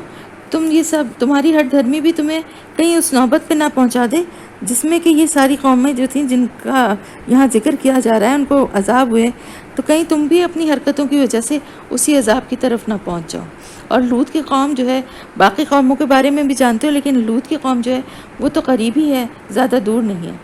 اور اپنے رب سے معافی مانگو اور اسی کی طرف پلٹ آؤ، بے شک میرا رب رحیم ہے اور بہت محبت کرنے والا ہے اپنی مخلوق سے۔ انہوں نے کہا اے شعیب، ما نفقہ کثیرا مما تقولو، جو کچھ تم کہہ رہے ہو اس میں سے اکثر باتیں تو ہماری سمجھ میں ہی نہیں آتی، تم کیا کہہ رہے ہو، تمہاری یہ باتیں ہماری سمجھ سے باہر ہیں، اور مما انت علینا بعزیز، اور تو ہمیں ایسا ہم دیکھتے ہیں تجھے کہ تو تیرا تو کوئی زور نہیں ہے ہم پر، تیرے اندر کوئی طاقت نہیں ہے ایسی کہ تو ہم پر کوئی زور زبردستی کر سکے، اور اگر تو ہمارے یہاں پر تو اپنے گھر بار کے ساتھ یہاں اس برادری میں نہ رہ رہا ہوتا تو ہم تجھے کب کا جو ہے وہ تجھے سنسار کر چکے ہوتے. اور تیرے اندر اتنی تیرے اندر طاقت نہیں ہے، اتنا تیرے اندر زور نہیں ہے کہ تو ہمارے اوپر بھاری ہو سکے یا ہم پہ زور زبردستی سے ہمیں اللہ کے راستے کی طرف لا سکے. تو ہم تو تجھے بڑا کمزور پاتے ہیں. تو شعیب علیہ السلام نے کہا اے میری قوم، کیا میرے گھر والے یا میری جو برادری ہے یہ تم پر اللہ سے بھی زیادہ بھاری ہے؟ یعنی اللہ کا تو خوف کرتے نہیں ہو، ان لوگوں کا تم نے پھر بھی خوف کر لیا جو میری برادری کے لوگ ہیں، کہ کہیں وہ اگر تم میرے ساتھ برا کرو گے تو میرے حق میں کھڑے نہ ہو جائیں. ان کا خوف تو رکھتے، لیکن اللہ کا اتنا بھی خوف نہیں ہے تمہارے اوپر. اور اللہ کو تو تم نے اپنی پیٹھوں کے پیچھے ڈال دیا ہے. وراءکم ظہریہ، یعنی اپنی پشتوں کے پیچھے، پس پشت یعنی تم نے ڈال دیا. ان ربی بما تعملون محیط، اب بے شک جان لو کہ میرا رب جو ہے اللہ تعالیٰ جو ہے وہ تمہیں گھیرے ہوئے ہے اس اپنے علم کے ساتھ. اللہ کی گرفت سے تم باہر نہیں ہو. جو کچھ بھی تم عمل کر رہے ہو نا، اس کو اللہ نے اپنے احاطے میں لیا ہوا ہے. اے میری قوم، تم کام کرو اپنے طریقے کے مطابق، جیسے تم کر رہے ہو نا ویسے ہی کرتے رہو، اور میں جیسے کر رہا ہوں جو کام وہ میں کرتا رہوں گا. سوف تعلمون، ان قریب تم جان لوگے کس کے اوپر آتا ہے عذاب ذلت کا، اور کون جھوٹا جو ہے وہ ثابت ہوتا ہے. وَارْتَقِبُوا اِنِّی مَعَکُمْ رَقِیب، تم بھی انتظار کرو بس، اور میں بھی تمہارے ساتھ انتظار کر رہا ہوں. وَلَمَّا جَاءَ أَمْرُنَا، اور جب آ گیا ہمارا فیصلہ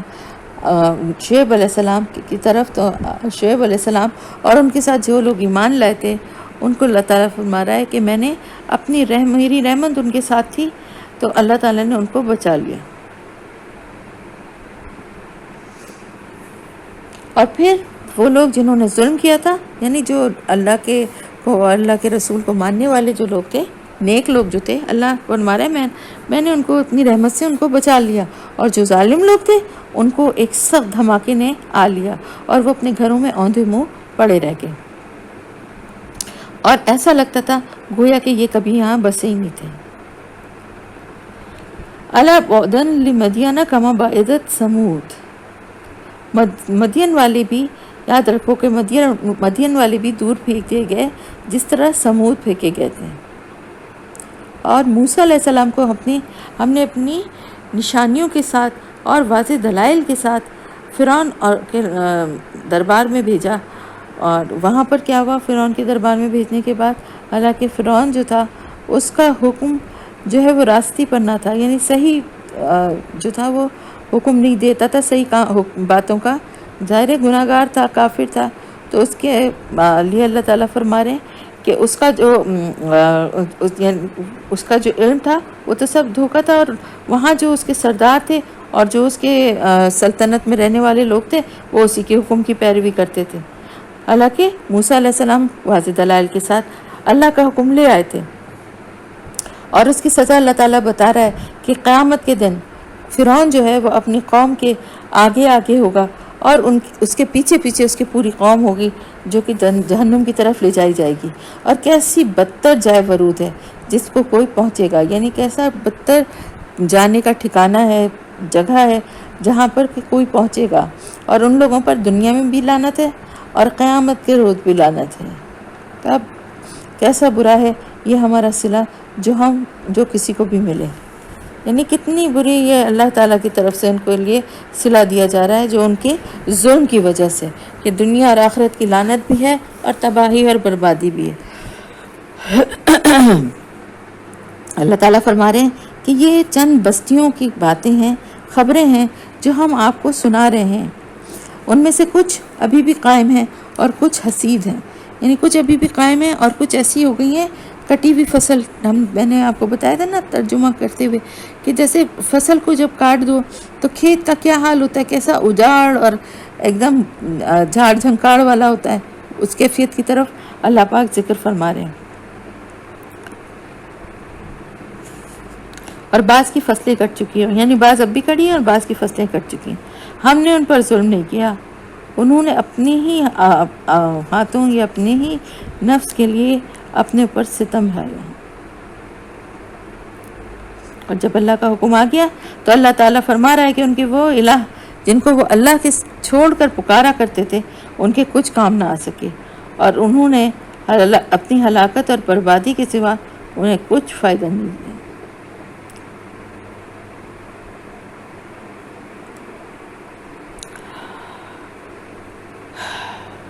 پھر اللہ تعالیٰ فرما رہا ہے کہ جب تیرا رب جب کسی بھی ظالم لوگوں کی بستی یا جہاں کے رہنے والے لوگ ظلم کر رہے ہوتے ہیں ان کو جب اللہ تعالیٰ پکڑ لیتا ہے تو پھر اس کی پکڑ ایسی ہی ہوا کرتی ہے، اور اس کی پکڑ جو ہے بڑی ہی سخت ہوتی ہے اور بڑی دردناک ہوتی ہے۔ سچ یہ ہے کہ ان باتوں میں یہ جو آیات بتائی گئی ہیں ان میں ایک نشانی ہے، یہ جو واقعہ بتائے جا رہے ہیں مختلف پچھلے قوموں کے، یہ صرف قصے کہانیاں نہیں ہیں بلکہ اس میں ایک نشانی، ایک عبرت ہے ان لوگوں کے لیے جو کہ آخرت کا خوف رکھتے ہیں۔ اور وہ دن ایسا دن ہوگا جس دن سب کو اللہ تعالیٰ سب لوگوں کو وہاں جمع کرے گا، اور جو کچھ بھی ہوگا اس دن وہ سب کی آنکھوں کے سامنے ہوگا۔ اللہ تعالیٰ فرما رہا ہے کہ ہم زیادہ مؤخر نہیں کر رہے، زیادہ تاخیر نہیں کریں گے اس کو لانے میں، سوائے اس کے کہ جو ایک مدت ہم نے، مختصر مدت جو ہم نے مقرر کر دی ہے۔ اور جب وہ دن آئے گا تو اس دن کوئی شخص، کوئی نفس جو ہے وہ بات بھی نہیں کر سکے گا الا باذنہ، سوائے اس کے اذن کے، یعنی اللہ کے اذن کے بغیر، اللہ کی طرف سے اجازت ملے بغیر کوئی شخص بات تک نہیں کر سکے گا۔ تو آپ سوچیں، شفاعت تو بہت بڑی بات ہے نا، تو شفاعت تو جب اللہ تعالیٰ اجازت دیں گے اس وقت ہی ہوگی، لیکن کوئی بات بھی نہیں کر سکے گا اس دن۔ ایسا خوف ایک آگے اور قرآن کی آیت میں بھی آتا ہے کہ اس دن صرف جو ہے نا ایسی خاموشی ہوگی اور اس میں صرف اللہ کی آواز ہوگی، ایک سرسراہٹ ہوگی۔ تو اللہ کے حکم کے بغیر اس دن کوئی بات بھی نہیں کر سکے گا۔ پھر فَمِنْهُمْ شَقِيٌّ وَسَعِيدٌ، تو پھر اس دن کچھ لوگ ایسے ہوں گے جو کہ بدبخت ہوں گے اور کچھ ہوں گے جو نیک بخت ہوں گے۔ پھر جو بدبخت ہوں گے وہ جہنم میں لے جائے جائیں گے، جہاں پر شدت سے گرمی اور وہاں کی پیاس کی وجہ سے وہ ہانپیں گے اور کھنکارے ماریں گے، اور اسی حالت میں وہ ہمیشہ رہیں گے جب تک کہ زمین اور آسمان قائم ہیں۔ اور اللہ یہ کہ تیرا رب جو ہے وہ کچھ اور چاہے، یعنی اللہ کی کوئی اور مرضی ہو وہ ایک الگ بات ہے، لیکن اس کے علاوہ سزا ان کی یہی ہے۔ اللہ اپنی مرضی سے جس کے لیے جو چاہے وہ ٹال دے یا اس میں کوئی ریلیف دے۔ بے شک تیرا رب پورا اختیار رکھتا ہے کہ جو وہ چاہتا ہے وہ کرے۔ پھر وہ لوگ جو نیک بخت نکلیں ان کے لیے وہ تو جنت میں جائیں گے اور وہاں ہمیشہ رہیں گے جب تک زمین و آسمان قائم ہے، یہاں تک کہ تیرا رب کچھ اور چاہے۔ ایسی بخشش ان کو ملے گی جس کا سلسلہ کبھی بھی منقطع نہ ہوگا۔ بس اے نبی، یعنی آپ صلی اللہ علیہ وآلہ وسلم، آپ ان کے معبودوں کی طرف سے کسی شک میں نہ پڑ جائیں کہ یہ جن کی یہ لوگ عبادت کر رہے ہیں یہ تو بس ایک لکیر کے فقیر ہیں، یعنی جو کچھ بس کرتے ہوئے دیکھا، اپنی عقل استعمال ہی نہیں کر رہے کہ یہ کرنا چاہیے کہ نہیں کرنا چاہیے، اور جب کہ بتایا بھی جا رہا ہے کہ دیکھو نہ تو یہ کوئی فائدہ دے سکتے ہیں تمہیں نہ کوئی نقصان، پھر بھی یہ لوگ جو ہیں وہ اس چیز سے اس کو چھوڑنے کو تیار نہیں ہیں۔ تو آپ ان کے ان معبودوں کی طرف سے کسی شک میں نہ پڑ جائیں، اس لیے کہ ان کا حصہ اللہ تعالیٰ فرما رہا ہے کہ ان کو حصہ ان کو پورا دیا جائے گا،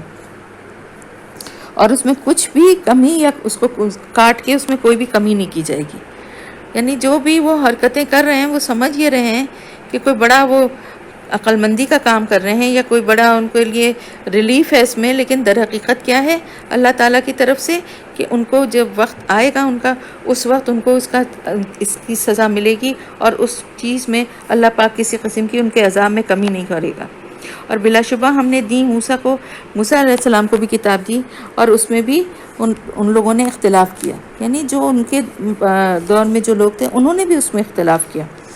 جس طرح سے کہ آج اس کتاب کے بارے میں کیا جا رہا ہے جو آپ صلی اللہ علیہ وآلہ وسلم کو دی گئی ہے۔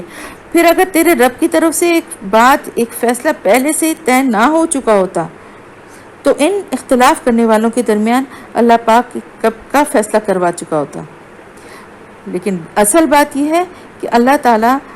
ان لوگوں کو اسی طرح سے شک اور شبے میں، اسی اذیت میں پڑا رہنے دینا چاہتا ہے۔ بے شک یہ لوگ شک میں ہی پڑے ہوئے ہیں۔ اور یہ بھی ہے کہ تیرا رب انہیں ان کے اعمال کا پورا بدلہ دے گا، اور وہ ان کی حرکتوں سے، ان کے تمام کاموں سے جو وہ کر رہے ہیں باخبر ہے۔ بس اے نبی، آپ اور آپ کے وہ ساتھی جو کفر سے ایمان کی طرف آئے ہیں، پلٹ آئے ہیں، اور انہوں نے اللہ کا حکم وہ مانتے ہیں، اور انہوں نے اللہ کی طرف وہ پلٹ آئے ہیں، آپ کا ساتھ دیتے ہیں، اور پھر سب سے بڑی بات یہ کہ آپ کے بتائے ہوئے، جو آپ اللہ کا پیغام لے کر آئے اس بتائے ہوئے راستے پہ چلتے ہیں، اور ولا تدغوا، اور وہ حد سے نہیں بڑھنے والے، سرکش نہیں ہیں۔ تو پھر جو کچھ تم کر رہے ہو اللہ تعالیٰ اس کو دیکھ رہا ہے، اس پہ اللہ کی نظر ہے۔ ولا ترکنوا، اور نہ تم چھوڑو، الی الذین ظلموا فتمسکم النار وما لکم من دون اللہ من اولیاء ثم لا تنصرون۔ ان ظالموں کی طرف ذرا بھی نہ جھکیں، اے نبی صلی اللہ علیہ وآلہ وسلم، ان ظالموں کی طرف ذرا بھی نہ جھکیں، ورنہ آپ بھی جہنم کی لپیٹ میں آ جائیں گے، اور کوئی آپ کا ولی، کوئی آپ کا سرپرست نہیں ہوگا جو اللہ سے آپ کو بچا سکے، اور کہیں سے بھی آپ کو مدد نہیں مل سکے گی۔ یہ آپ صلی اللہ علیہ وسلم کو مخاطب کر کے در حقیقت یہ پیغام ہمیں دیے جا رہے ہیں اللہ تعالیٰ کی طرف سے، کہ ایسا نہ ہو کہ ان لوگوں کو دیکھ کے، کہ جو کچھ یہ کر رہے ہیں، ان کے رنگ ڈھنگ دیکھ کے، ان کی باتوں کو، کچھ باتوں کا اثر تم بھی لینے لگو یا ان پر عمل کرنے لگو، کیونکہ ان کا تو بڑا برا انجام ہونا ہے، اور ایسا نہ ہو کہ ان کی طرف تمہارا رجحان ہو اور اس وجہ سے جہنم کی لپیٹ میں تم بھی آ جاؤ، تو پھر وہاں کوئی تمہارا ولی، کوئی حامی نہیں ہوگا، اور نہ کوئی اللہ سے تمہیں بچا سکے گا، کہیں سے تمہیں مدد نہیں ملے گی۔ اور نماز قائم کرو، وہ نماز جو دن کے دونوں سروں پر اور کچھ رات گزرنے پر، طرفی النہاری وزلفا من اللیل۔ تو در حقیقت اللہ تعالیٰ فرما رہا ہے بے شک بھلائیاں، نیکیاں جو ہیں وہ گناہوں کو دور کر دیتی ہیں، اور یہ نصیحت ہے، یاد دہانی ہے ان لوگوں کے لیے جو نصیحت حاصل کرنا چاہتے ہیں، جو اللہ کو یاد کرنے والے ہیں۔ وَاصْبِرْ فَإِنَّ اللَّهَ لَا يُضِيعُ أَجْرَ الْمُحْسِنِينَ، پھر صبر کریں، اللہ نیکی کرنے والوں کا اجر کبھی بھی ضائع نہیں کرتا۔ لا نضيع اجر المحسنین، نہیں ضائع کرتا اجر محسنین کا۔ فلولا کان من القرون من قبلکم، پھر کیوں نہ ان بستیوں میں سے، ان قوموں میں سے جو تم سے پہلے گزر چکی ہیں، اجر المحسنین،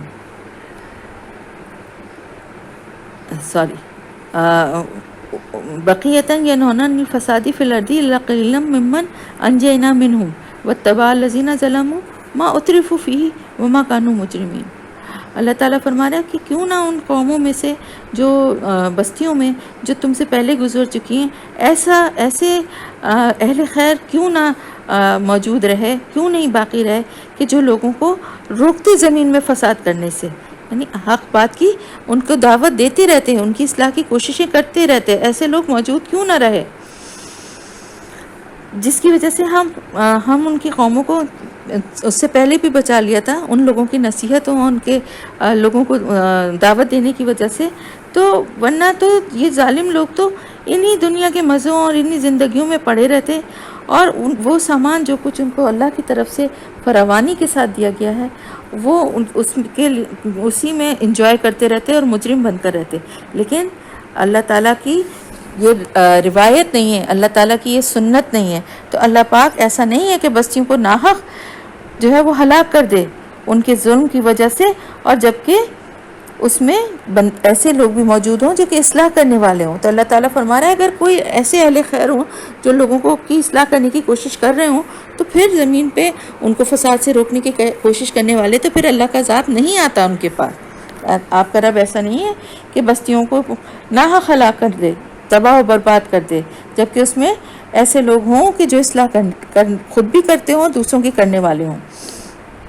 اور اگر چاہتا آپ کا رب تو تمام لوگوں کو ایک ہی گروہ بنا دیتا، لیکن اب تو وہ مختلف طریقوں پر ہی چلتے رہیں گے، اور پھر بچنے والے اللہ جن پہ اللہ کا رحم ہوگا وہ صرف وہی لوگ ہوں گے ان گناہوں سے بچیں گے جن پہ آپ کے رب کی رحمت ہوگی۔ ان گناہ کے کاموں سے صرف وہی بچ سکیں گے جن پر تیرے رب کی رحمت ہوگی۔ اور وَلِذَالِكَ خَلَقَهُمْ، اور اسی لیے یہی تو چوائس تھی نا، اور اسی آزمائش کے لیے تو انہیں تخلیق کیا گیا ہے۔ اور تیرے رب کی وہ بات وَتَمَّتْ كَلِمَةُ رَبِّكَ، اور پوری ہو گئی تیرے رب کی وہ بات جو اس نے کہی تھی، لَأَمْلَأَنَّ جَهَنَّمَ مِنَ الْجِنَّةِ وَالنَّاسِ أَجْمَعِينَ، کہ میں جہنم کو بھر دوں گا جنوں اور انسانوں سے۔ تو یہ کلمہ، یہ بات پوری ہو گئی آپ کے رب کی طرف سے کہ میں جو ہے جہنم کو جنوں اور انسانوں سے بھر دوں گا، سب سے جو بھی اللہ کے نافرمان ہوں گے، اور سب سے بڑھ کے یہ اللہ کے سوا کسی اور کو شریک ٹھہراتے ہوں گے۔ اور اے نبی صلی اللہ علیہ وآلہ وسلم، یہ قصے، یہ سارے قصے جو ہم آپ کو سنا رہے ہیں، جو کہ خبریں ہم آپ کو بتا رہے ہیں، یہ اس لیے یہ باتیں بتا رہے ہیں تاکہ ان باتوں سے ہم چاہتے ہیں کہ آپ کے دل کو اور زیادہ مضبوط کر دیں، اور زیادہ ثابت قدم کر دیں۔ اور وَجَاءَكَ فِي هَٰذِهِ الْحَقُّ وَمَوْعِظَةٌ وَذِكْرًا لِلْمُؤْمِنِينَ، اور آگے آیا ہے جو آپ کے پاس، وہ در حقیقت کیا ہے؟ وہ حق ہے، اور اس میں مومنین کے لیے ذکر اور ہدایت اور نصیحت ہے۔ یہ سچا اللہ کا کلام ہے۔ اور کہہ دیجئے کہ وہ لوگ جو ایمان نہیں لاتے تو ان سے یہ کہہ دیجئے کہ تم اپنی جگہ پہ اپنا کام کرتے رہو اور ہم اپنے طریقے پہ اپنا کام کرتے ہیں، تم بھی انتظار کرو اور ہم بھی منتظر ہیں۔ اور اللہ ہی کے لیے ہے جو بھی غیب میں ہے، آسمانوں اور زمین میں جو بھی چھپا ہوا ہے، وہ سب اللہ ہی کے قبضہ قدرت میں ہے، اور وَإِلَيْهِ يُرْجَعُ الْأَمْرُ، اور تمام معاملات جو ہیں وہ اسی کی طرف رجوع ہوں گے، اسی کی طرف رجوع ہوتے ہیں اور ہوں گے، کلہ، سب کے سب، فَاعْبُدْهُ، پس عبادت کرو اس کی، اور توکل کرو اس پر، صرف عبادت ہی نہیں بلکہ اسی پہ معاملات کو چھوڑو بھی۔ اور نہیں ہے آپ کا رب کہ وہ غافل ہو جو کچھ بھی تم کر رہے ہو، یعنی جو کچھ بھی عمل کیے جا رہے ہیں آپ کا رب اس سے غافل نہیں ہے۔ تو الحمدللہ سورہ ہود ختم ہوئی ہے، اور آگے شروع ہو رہی ہے سورہ یوسف، جس کو کہ احسن القصص کہا گیا ہے۔ اور اس میں ابھی جیسے آپ نے پچھلی صورتیں پڑھی، سورہ یونس میں یونس علیہ السلام کی قوم کا مختصر قصہ تھا، اس میں جو ہود علیہ السلام کی قوم کا تھوڑا تفصیل سے ذکر ہے، اور اب سورہ یوسف ہے جس میں کافی تفصیل سے یوسف علیہ السلام کا قصہ جو ہے وہ بیان کیا گیا ہے۔ تو اور بہت اس کی پیاری ہے صورت ہے، اور بڑا اس قصے میں بہت سارے سبق ہیں مومنین کے لیے۔ تو ہم اس کو شروع کرتے ہیں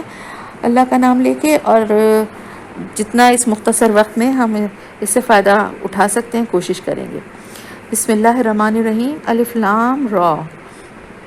حروف مقطعات۔ تلک آیات الکتاب المبین، یہ آیات ہیں کتاب مبین کی، ایسی کتاب کی آیات ہیں جو صاف صاف واضح، جو احکامات کو، بیان بات کو بالکل کلیئر کر کے بتاتی ہے۔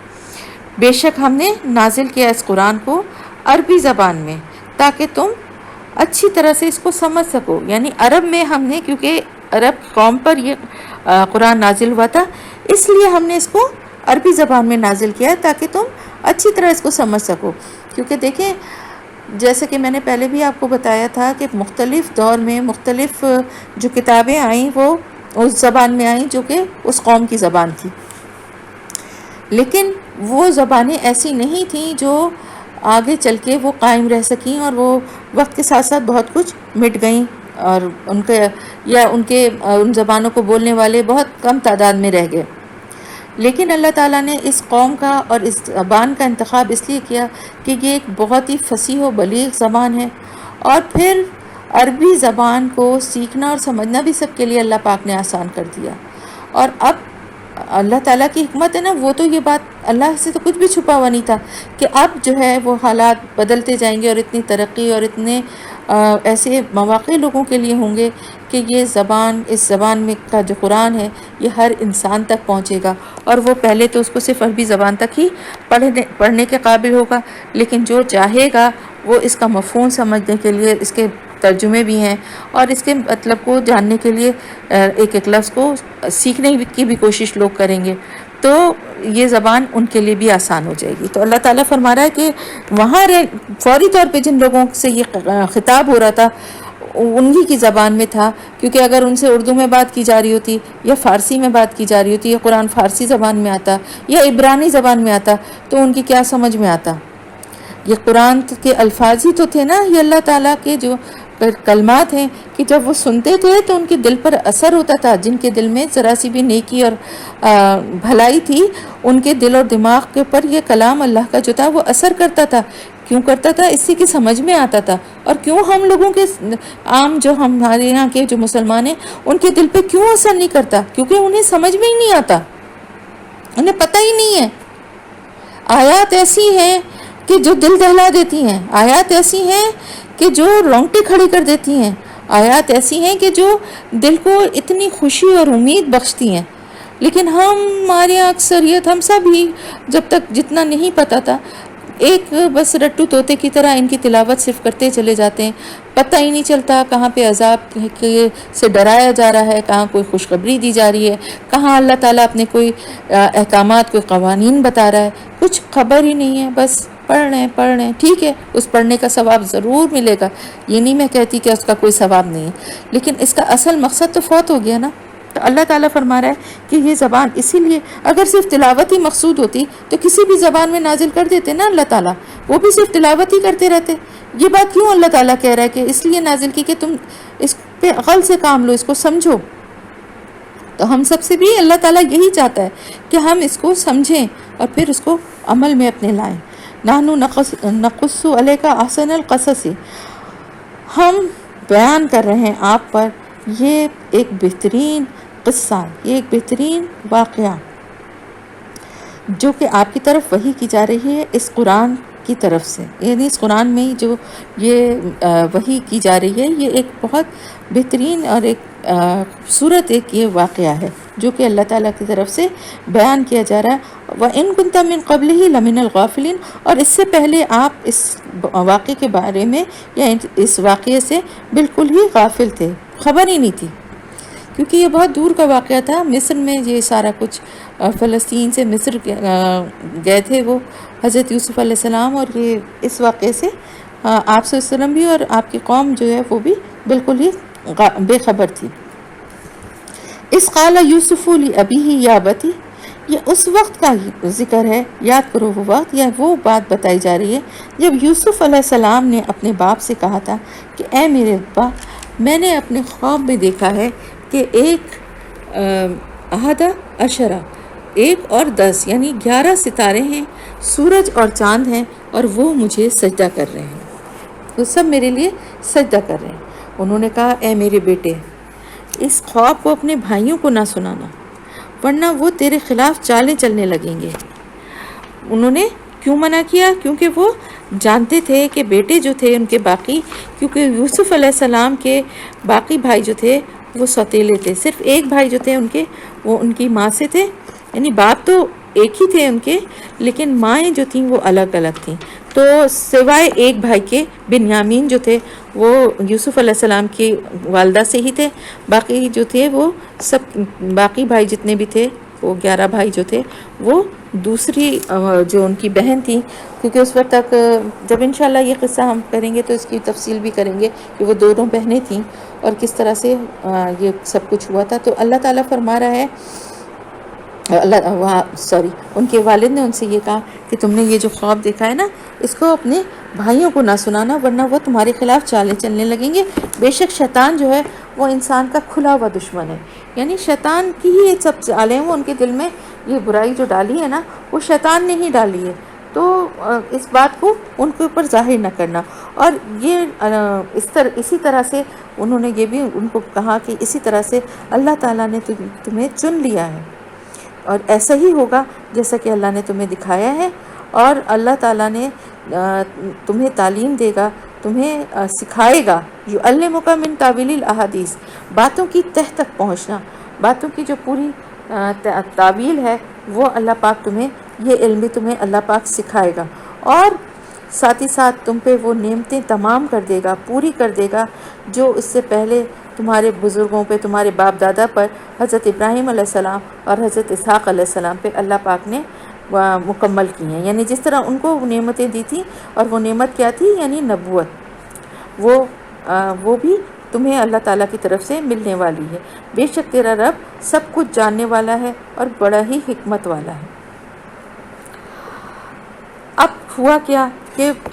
یوسف اور ان کے بھائی جو تھے، ان کے قصے میں اللہ تعالیٰ فرما رہا ہے کہ ان کے قصے میں سوال کرنے والوں کے لیے بہت سی نشانیاں ہیں. یعنی جو اس کے اوپر غور کریں یا اس کے بارے میں سوال کرتے ہیں، ان کے لیے اس میں بڑی نشانیاں ہیں. اس کی تفصیل بھی انشاءاللہ اب تو تھوڑا ہی ہے، جب ہمارا 11واں ختم ہوگا تو ہم اس پہ آئیں گے، تو اس کی تفصیل سورہ یوسف کی پڑھیں گے ہم انشاءاللہ تعالی. تو انہوں نے کہا کہ حالانکہ حضرت یعقوب علیہ السلام خود بھی پیغمبر تھے، لیکن انہوں نے اپنے باپ دادا کا نام لے کے ان کو بتایا کہ اس میں بہت سی نشانیاں ہیں. اور یہ سارے سوالات جو ہے نا، قریش مکہ نے یہود جو تھے مدینہ میں رہنے والے جو یہودی تھے نا، ان کے کہنے پر یہ پوچھے تھے، کیونکہ یہ تو جانتے ہی نہیں تھے. قریش کے لوگ حضرت یوسف علیہ السلام اور ان کے ساتھ جو کچھ ہوا تھا اس کے بارے میں جانتے نہیں تھے، لیکن یہودی جانتے تھے، ان کی کتابوں میں اس واقعے کا ذکر تھا. تو اسی لیے انہوں نے ان سے یہ کہا تھا کہ اس بارے میں سوال کریں آپ سے. تو اللہ تعالیٰ فرما رہے ہیں کہ اس واقعے کو اگر آپ غور کریں گے اس پہ، اور جو سوال کرنے والے ہیں تو ان کے لیے بہت سی نشانیاں ہیں اللہ کی طرف سے. جب انہوں نے یہ کہا، کس نے؟ ان کے بھائیوں نے یہ کہا یوسف علیہ السلام کے لیے کہ یوسف اور اس کا بھائی جو ہے یہ ہمارے والد کو ہم سے زیادہ محبوب ہے، ہمارے باپ جو ہیں ان دونوں سے ہم سے زیادہ محبت کرتے ہیں، جبکہ ہم ونحن عصبہ، ہم تو ایک طاقتور جماعت ہیں، ہم ایک بڑا گروہ ہیں. یعنی ہم تو باقی ہم 10 بھائی ہیں، 10 یہ تھے اور 2 یہ تھے، یعنی یوسف علیہ السلام اور ان کے اس بھائی کو ملا کے، یعنی یوسف علیہ السلام کو الگ کر دیں تو 11 بھائی تھے. ہم تو بڑے یعنی طاقتور ہیں، ہم اصل ہماری شان و شوکت تو ہمارے خاندان کی ہم سے ہی ہے، لیکن ہمارے والد جو ہیں وہ ان دونوں کو زیادہ اہمیت دیتے ہیں، ان سے محبت کرتے ہیں. یقیناً ہمارے والد جو ہیں وہ تو صریح یعنی کھلی ہوئی جو ہے وہ غلطی پر ہیں. پھر انہوں نے کیا کہا؟ انہوں نے آپس میں یہ مشورہ کیا اور یہ طے کیا کہ یوسف علیہ السلام کو قتل کر دیں یا پھر ان کو کہیں دور کے کسی علاقے میں پھینک دیں، تاکہ تمہارے والد کی توجہ تمہاری طرف ہو جائے. یعنی اپنے والد کی توجہ حاصل کرنے کے لیے وہ یہ دل میں شیطان نے ان کے یہ ڈالا کہ تم یوسف علیہ السلام جو ہیں یہی اصل فساد کی جڑ ہیں، ان کو ہی یا تو مار دو یا کسی کہیں دور پھینک دو، تو پھر تمہارے والد کی ساری محبت تمہارے لیے ہو جائے گی. اور پھر اس کے بعد تکون من بعدہ قوما صالحین، اس کے بعد تم نیک بن جانا. اب آپ دیکھیں کہ یعنی وہ لوگ اتنے برے نہیں تھے، وقتی ایک حسد کا جذبہ تھا جس کو شیطان نے بھڑکا کے ایک آگ بنا دی. یعنی بس ویسے وہ دل کے اتنے برے نہیں تھے، اور ان کو یہ بھی تھا، ان کا ضمیر بھی ان کو ملامت کر رہا تھا. تو ان کو شیطان نے کیا راہ سجائی کہ بعد میں تم جو ہے توبہ کر کے، توبہ استغفار اللہ سے کر کے اپنی اصلاح کر لینا. بالکل اسی طرح جیسا کہ شیطان ہمیں کسی گناہ کے کام کو کرتے ہوئے ہمیں کس طرح بہکاتا ہے، ہمیں کس طرح بھٹکاتا ہے کہ کوئی بات نہیں، اگر یہ ہو بھی رہا ہے ہم سے کوئی گناہ، تو ہم بعد میں اللہ سے توبہ کر لیں گے، معافی مانگ لیں گے اللہ سے. تو یہ سوچ جو ہے یہ ان کی بھی درست نہیں تھی، اور یہ سوچ کسی کی بھی درست نہیں ہے. بالکل اسی طرح آپ نے حابیل قابیل کے قصے میں بھی پڑھا تھا نا، کہ کس طرح قابیل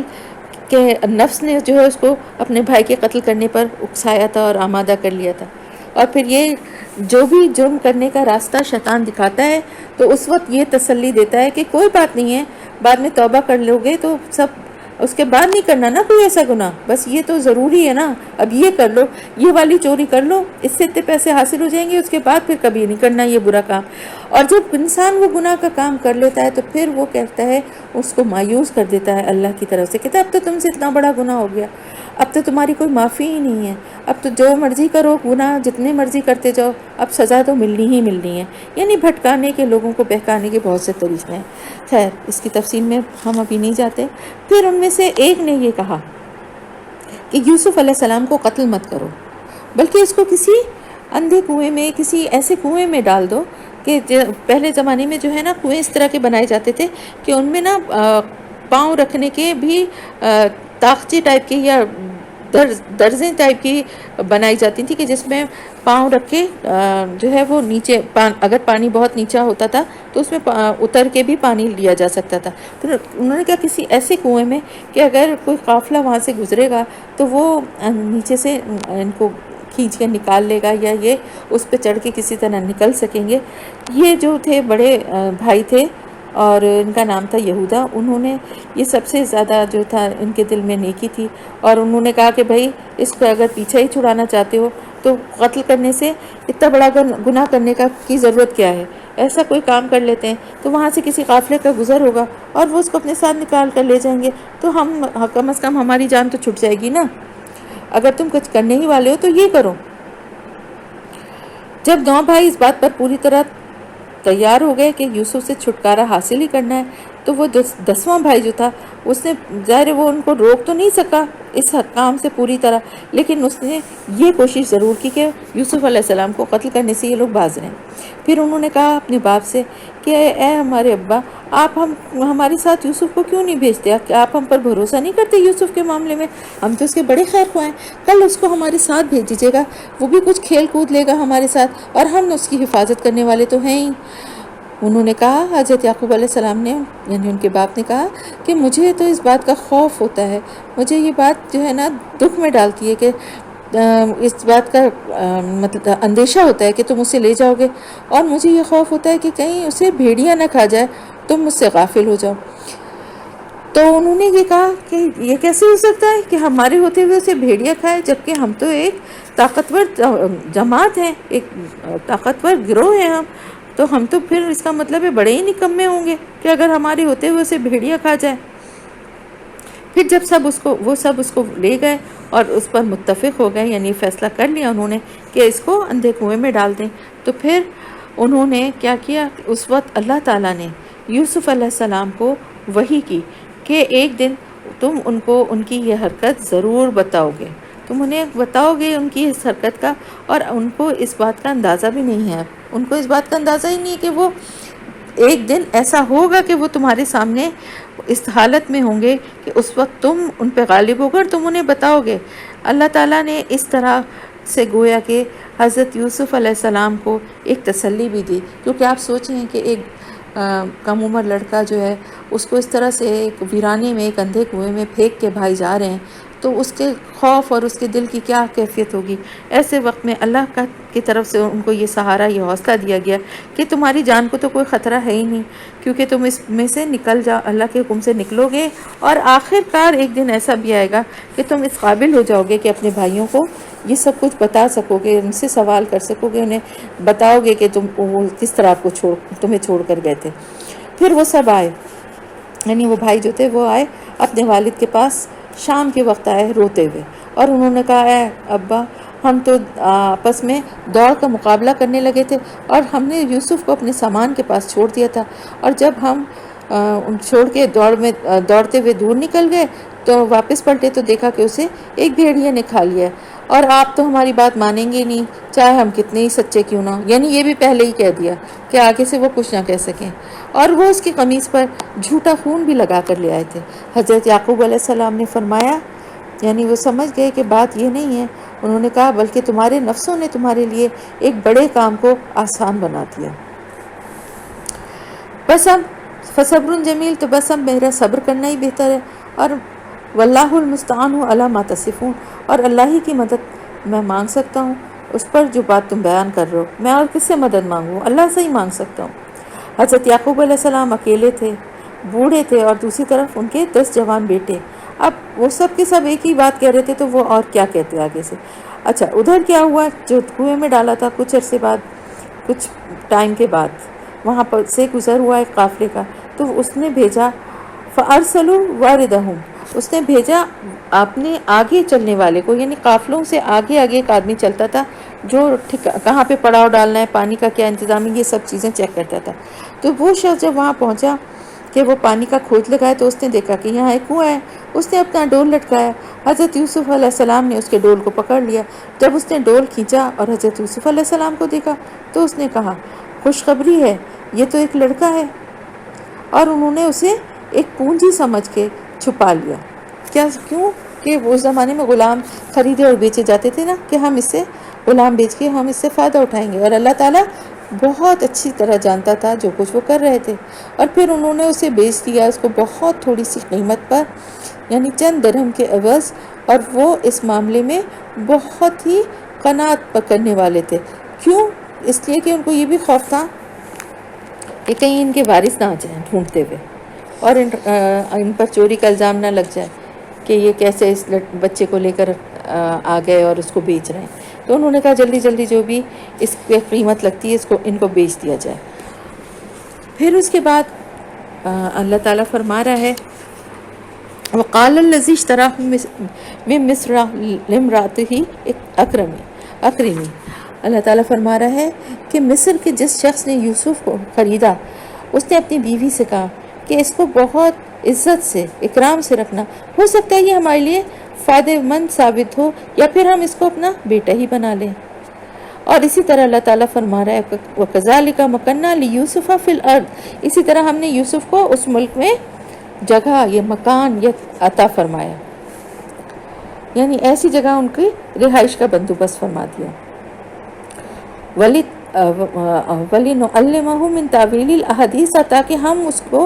سکھائیں باتوں کی تہہ تک پہنچنے کا علم. یا یہ تاویل الاحادیث میں باتوں کو جاننا، معاملات کو سمجھنا سیکھنا، یعنی ایک ایسے گھر میں پہنچا دیا کہ حکومت کے معاملات بھی سیکھیں اور ساتھ ہی ساتھ تاویل الاحادیث میں خوابوں کی تعبیر بھی ہے. تو یہ سب اللہ کی طرف سے یہ علم ان کو سکھائے جانے کا انتظام کیا گیا. واللہ غالب علی امرہ ولکن اکثر الناس لا یعلمون. اور اللہ تعالیٰ تو اپنے فیصلے پر غالب ہے، جو چاہتا ہے وہ کرنے والا ہے، لیکن اکثر لوگ نہیں جانتے. اور جب آپ اپنی جوانی کو پہنچ گئے تو اللہ تعالیٰ فرما رہے ہیں کہ ہم نے آپ کو حکم، حکمت اور علم عطا فرمایا. اور اللہ تعالیٰ فرما رہے ہیں اسی طرح ہم بدلہ دیتے ہیں محسنین کو. یہاں پہ حکم یا حکمت سے مراد نبوت ہے اور علم سے مراد وحی کا جو علم ہوتا ہے. پھر آپ کو پھسلانے کی کوشش کی اس عورت نے جس کے گھر میں آپ تھے، یعنی عزیز مصر کی بیوی جو تھی وہ آپ کے پر عاشق ہو گئی تھی. اور ایک موقع پر اس نے دروازے بند کر لیے اور آپ سے کہا کہ آ جاؤ. آپ نے فرمایا قال معاذ اللہ انہ ربی احسن مثوائے. آپ نے فرمایا میں اللہ کی پناہ طلب کرتا ہوں، جو میرا رب ہے اس نے مجھے اچھا ٹھکانہ دیا ہے. انہ لا یفلح الظالمون، بے شک ظالم لوگ فلاح نہیں پاتے. وَلَقَدْ هَمَّتْ بِهِ وَهَمَّ بِهَا لَوْلَا أَن رَأَىٰ بُرْهَانَ رَبِّهِ. اور اس عورت نے تو ارادہ کر لیا تھا، اگر آپ بھی ارادہ کر لیتے اگر آپ دیکھ نہ لیتے اپنے رب کی طرف سے ایک واضح دلیل، ایک واضح نشانی. اس کی ڈیٹیل بھی یہ بتائی جاتی ہے، قرآن میں تو اس کی ڈیٹیل نہیں ہے لیکن تورات میں اس کی یہ وضاحت بتائی گئی ہے کہ عین اس موقع پر حضرت یعقوب علیہ السلام جو ہیں ان کی شکل دیوار پر ظاہر ہوئی اور وہ انگلی سے اشارہ کر کے حضرت یوسف علیہ السلام کو باز رہنے کے لیے کہہ رہے تھے. تو بات یہ تھی کہ حضرت یوسف علیہ السلام جوان تھے، بہت نیک تھے، صالح تھے، لیکن انسان تھے. ہو سکتا ہے کہ اپنی ایک انسان ہونے کے وجہ سے اتنی کھلم کھلا ایسی گناہ کی دعوت اس پہ شاید کہیں آپ بہک جاتے، لیکن اللہ نے اس نازک موقع پر آپ کی خصوصی مدد فرمائی. اللہ تعالیٰ فرماتا ہے کہ یہ اس لیے کہ ہم پھیر دیں اسے برائی اور بے حیائی کو، یعنی ان سے دور کر دیں. یقیناً وہ ہمارے انہ من عبادنا المخلصین، یقیناً وہ ہمارے مخلص بندوں میں سے ہے، چنے ہوئے بندوں میں سے ہے. واستبق الباب، اور وہ دونوں آگے پیچھے دوڑے دروازے کی طرف، اور پھاڑ دی اس عورت نے آپ کی قمیص پیچھے سے. یعنی جب آپ بھاگنے لگے تو اس عورت نے تیزی سے آپ کی قمیص پیچھے سے پکڑی اور اس کو اس کوشش میں آپ کی قمیص اس کے ہاتھ میں آ کر پھٹ گئی. اور جب ان دونوں کو پایا، کس نے؟ اس عورت کے شوہر نے ان دونوں کو دروازے کے پاس پایا. یعنی جب دروازہ آپ نے کھولا تو سامنے اس عورت کا شوہر جو تھا وہ سامنے کھڑا ہوا تھا، یعنی وہ اس وقت تو نہیں تھے جب اس عورت نے یہ پلان بنایا اسی لیے تھا کہ شوہر گھر سے باہر تھا، لیکن وہ اتفاق ہے کہ وہ اس کا شوہر بھی جلدی آ گیا، اور جیسے ہی حضرت موسیٰ علیہ السلام نے دروازہ کھولا تو وہ سامنے کھڑا۔ وہ جب اس نے یہ کنڈیشن دیکھی تو اس نے کہا بھائی یہ کیا ہے معاملہ،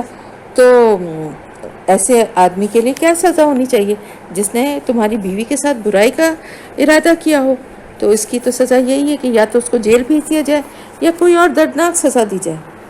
اب اپنے شوہر کو دیکھتے ہی اس عورت نے جو ہے نا فوراً الزام جو ہے حضرت موسیٰ علیہ السلام پر لگا دیا تھا، اس لیے اس نے یہ بات کہی۔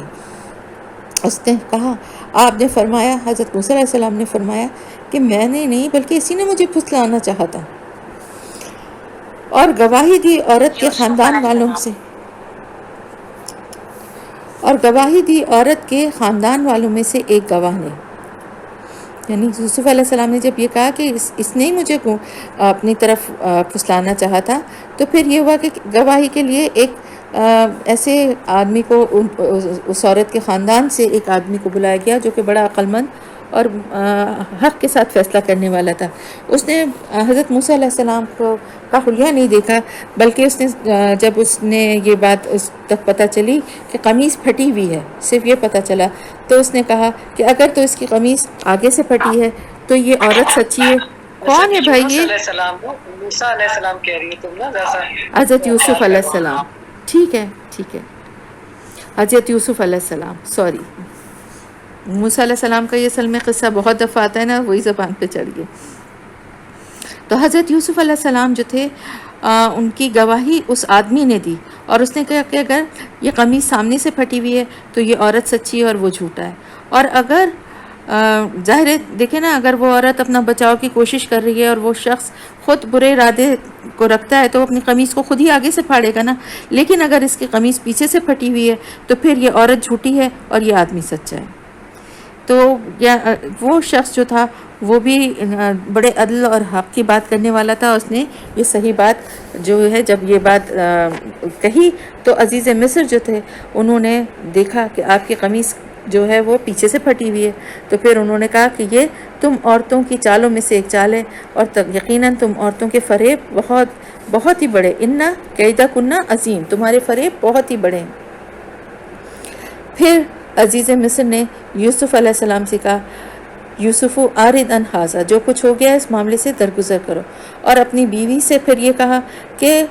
تم اپنے گناہوں کی معافی مانگو، یقیناً تم ہی خطا کار ہو۔ اب اس بات کے بعد اس عورت کی جو ہے کافی شہر میں بدنامی ہو گئی، تو اس نے کیا کیا، شہر کی تمام عورتوں سے اس بات کا ذکر جب ہوا کہ عزیز مصر کی بیوی تو اپنے غلام کو پھسلا رہی تھی، جو ظاہر بڑی ذلت کی بات تھی، اور یہ بھی کہا گیا کہ وہ تو اس کی محبت میں گرفتار ہو چکی ہے، اور یہ تو بڑی ہی کوئی گھٹیا بات ہے، بہت ہی بھٹک گئی ہے، وہ اس طرح کی بات کر رہی ہے۔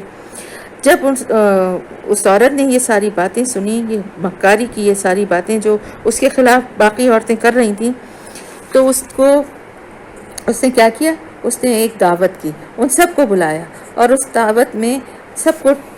یعنی تکیے لگے ہوئے ایک مجلس تھی جس میں ان سب کو بیٹھنے کا انتظام کیا گیا۔ پھر ہر عورت کو اس نے ایک چھری دے دی، اور اس کے ساتھ ظاہر کچھ پھل وغیرہ بھی رکھ دیے گئے کہ اس کو کاٹ کے کھائیں، اور پھر جب وہ کاٹ کے پھلوں کو کھا رہی تھیں اسی وقت کہا وقالت اخرج علیہن، یوسف علیہ السلام سے کہا کہ اب تم نکل کر آ جاؤ ان کے سامنے۔ یوسف علیہ السلام کو جب انہوں نے دیکھا تو وہ ان کو اتنے ایسے بڑے یا بہت عظیم لگے کہ وہ سب کی سب جو ہیں ایک دم ششدر رہ گئیں، حیران رہ گئیں، اور ان کے حسن میں کھو گئیں، اور ان کو دیکھنے میں ایسی محو ہوئیں کہ پھلوں کے بجائے اپنے ہاتھ کاٹ لیے۔ اور پھر وَقُلْنَا حَاشَ لِلَّهِ هَٰذَا مَا بَشَرٌ، وَقُلْنَا حَاشَ لِلَّهِ مَا هَٰذَا بَشَرٌ إِنْ هَٰذَا إِلَّا مَلَكٌ کریم، اور وہ کیا پکارنے لگیں، سب کیا کہنے لگیں، حاشا اللہ، یہ تو کوئی آدمی ہی نہیں ہے، یہ تو کوئی فرشتہ ہے، کوئی بہت ہی بزرگ فرشتہ ہے، بڑا ہی باعزت۔ اس عورت نے کہا قالت فذالکن، تو پھر اس عورت نے کہا کہ یہ ہے وہ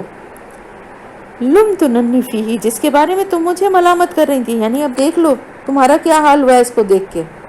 اور یقیناً میں نے اس کو پھسلانا چاہا تھا لیکن وہ بچا رہا. اور اگر اس نے وہ نہ کیا جس کا میں اسے حکم دے رہی ہوں، یعنی میں اب اس کا پیچھا ابھی بھی چھوڑوں گی نہیں. یہ ایک دفعہ بچ تو گیا مجھ سے، لیکن اس کا حسن دیکھ کے میں اس کو چھوڑوں گی نہیں، اور یا تو اس کو اس سزا کے طور پہ یہ قید میں پڑا رہے گا، یا پھر اس میرے ساتھ ذلیل ہوگا، یعنی بے حیائی کا کام کرے گا. تو پھر اس وقت یوسف علیہ السلام نے دعا کی کہ اے میرے پروردگار، اے میرے رب، مجھے قید زیادہ پسند ہے اس چیز سے جس کی طرف یہ مجھے بلا رہی ہے، یعنی اس گناہ کے کام سے، اس برائی سے تو قید زیادہ مجھے پسند ہے کہ میں قید میں چلا جاؤں، مگر میں بار بار اس کی چالوں میں کس طرح بچوں گا؟ یہ تو بار بار اس کا ارادہ یہی ہے. اور اگر تو نے مجھ سے اس کی چالوں کو دور نہ کر دیا تو ہو سکتا ہے کہ میں بھی اس کی طرف مائل ہو جاؤں اور جاہلوں میں سے ہو جاؤں. کتنی انہوں نے حکمت والی بات کی نا، کہ ایک بااختیار عورت تھی نا، محل اس کا، غلام اس کے، سارے نوکر اس کے، وہ چاہتی تو کسی وقت پھر کوئی جھوٹا الزام لگا دیتی اور ذلیل کر کے آپ کو قید میں بھجواتی. تو اللہ تعالیٰ نے آپ کی دعا قبول کر لی اور ان عورتوں کی چالوں سے آپ کو پھیر دیا. یقیناً وہی ہے جو سننے والا ہے اور جاننے والا ہے. پھر ہم لوگوں نے یہ بات، جو ساری نشانیاں دیکھنے کے بعد جو سارے باتیں ہو رہی تھیں، یعنی اس عورت کا معاملہ، پھر اس نے جو دوسری عورتوں کو بلا کے کیا تھا، ان سب کو دیکھتے ہوئے یہ فیصلہ کیا گیا کہ اسی میں مصلحت ہے کہ حضرت یوسف علیہ السلام کو کچھ عرصے کے لیے جیل میں ڈال دیا جائے. اور پھر ان کو جیل میں ڈال دیا گیا، حضرت یوسف علیہ السلام کو، یعنی ان کے کسی جرم کی وجہ سے نہیں، بلکہ صرف مصلحتاً اپنے گھر کی عزت رکھنے کے لیے، اور ان کو بھی اللہ تعالیٰ کی طرف سے آزمائش سے محفوظ رکھنے کے لیے ان کو قید میں ڈالا گیا. وَدَخَلَ مَعَهُ السِّجْنَ فَتَيَانِ، اور داخل ہوئے آپ کے ساتھ قید میں،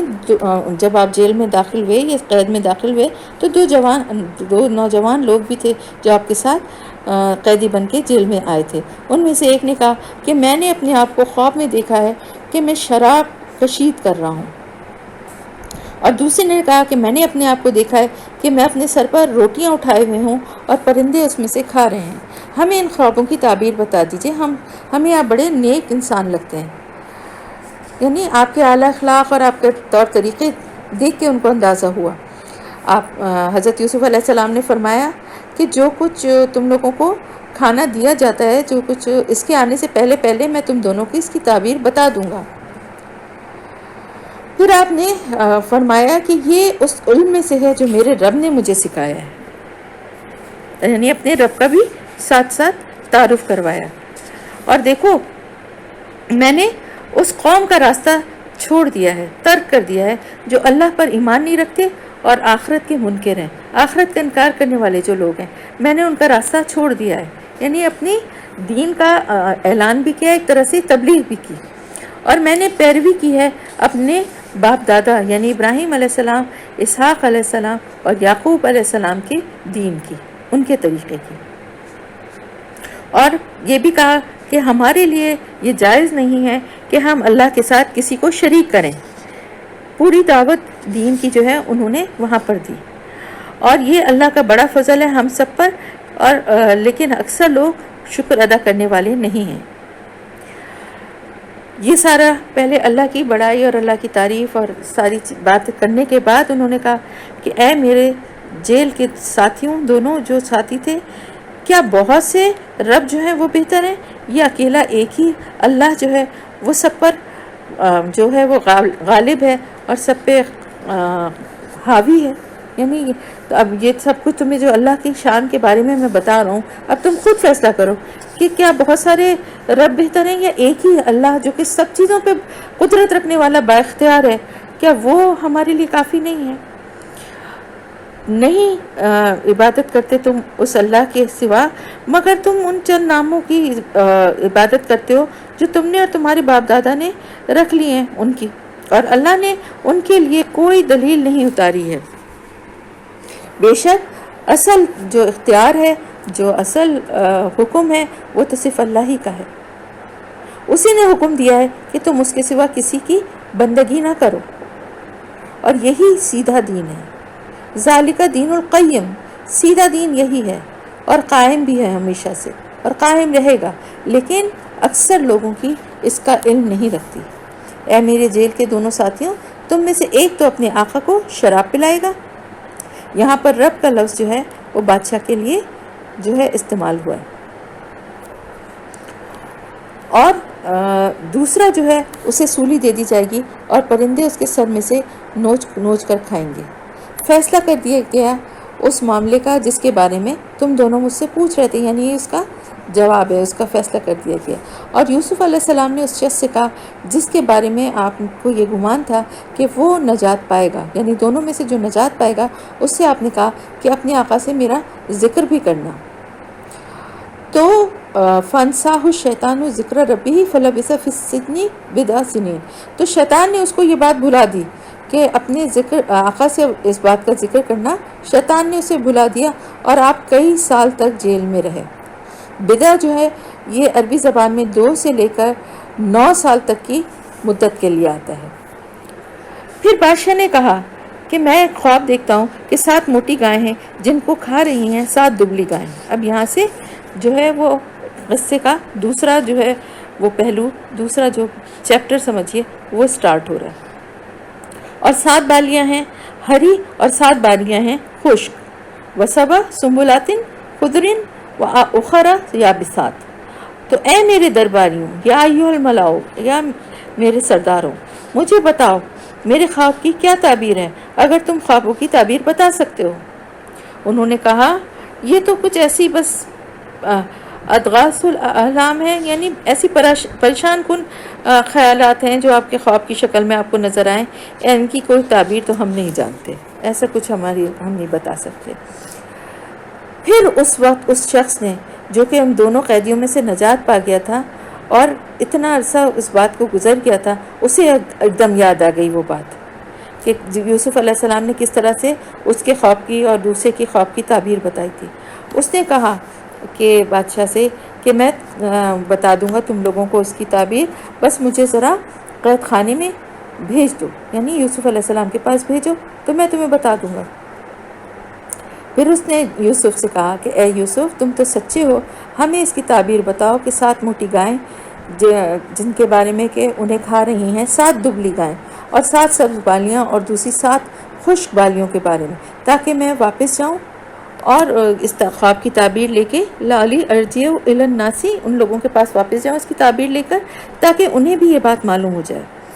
یوسف علیہ السلام نے بتایا، اس کی تعبیر یہ بتائی کہ تم 7 سال تک خوب زراعت کرو گے لگاتار، فما حصدتم فذروہ فی سنبلہ، تو اس دوران میں جو فصلیں بھی تم کاٹو گے اسے رہنے دینا اس کی بالیوں ہی میں، سوائے اس قلیل تعداد کے، قلیلا مما تاکلون، اس قلیل تعداد کے جو تم کھاؤ گے۔ ثم یاتی من بعدہ، اور پھر اس کے بعد 7 سال آئیں گے، ذالک صبر شداد، بہت سخت 7 سال آئیں گے، خوشحالی کے 7 سالوں کے بعد بہت سخت خوشحالی کا سما ہوگا 7 سال تک، یعنی پہلے 7 سال آئیں گے جن میں بہت زیادہ خوشحالی ہوگی، اور پھر 7 سال آئیں گے جس میں بہت زیادہ قحط ہوگا، خوشحالی ہوگی۔ پھر وہ 7 سال، ان 7 سالوں میں تم وہ سب کچھ کھاؤ گے جو کہ تم نے بچا کے رکھا ہے ان 7 سالوں میں، یعنی جو بالیوں میں چھوڑ دیا ہے، سوائے اس بیج کے کہ جو تم محفوظ کر لو، یعنی کچھ بیج اگلی فصل بونے کے لیے محفوظ کرنے کے علاوہ تم ان میں سے تھوڑا تھوڑا کھاتے رہو گے۔ پھر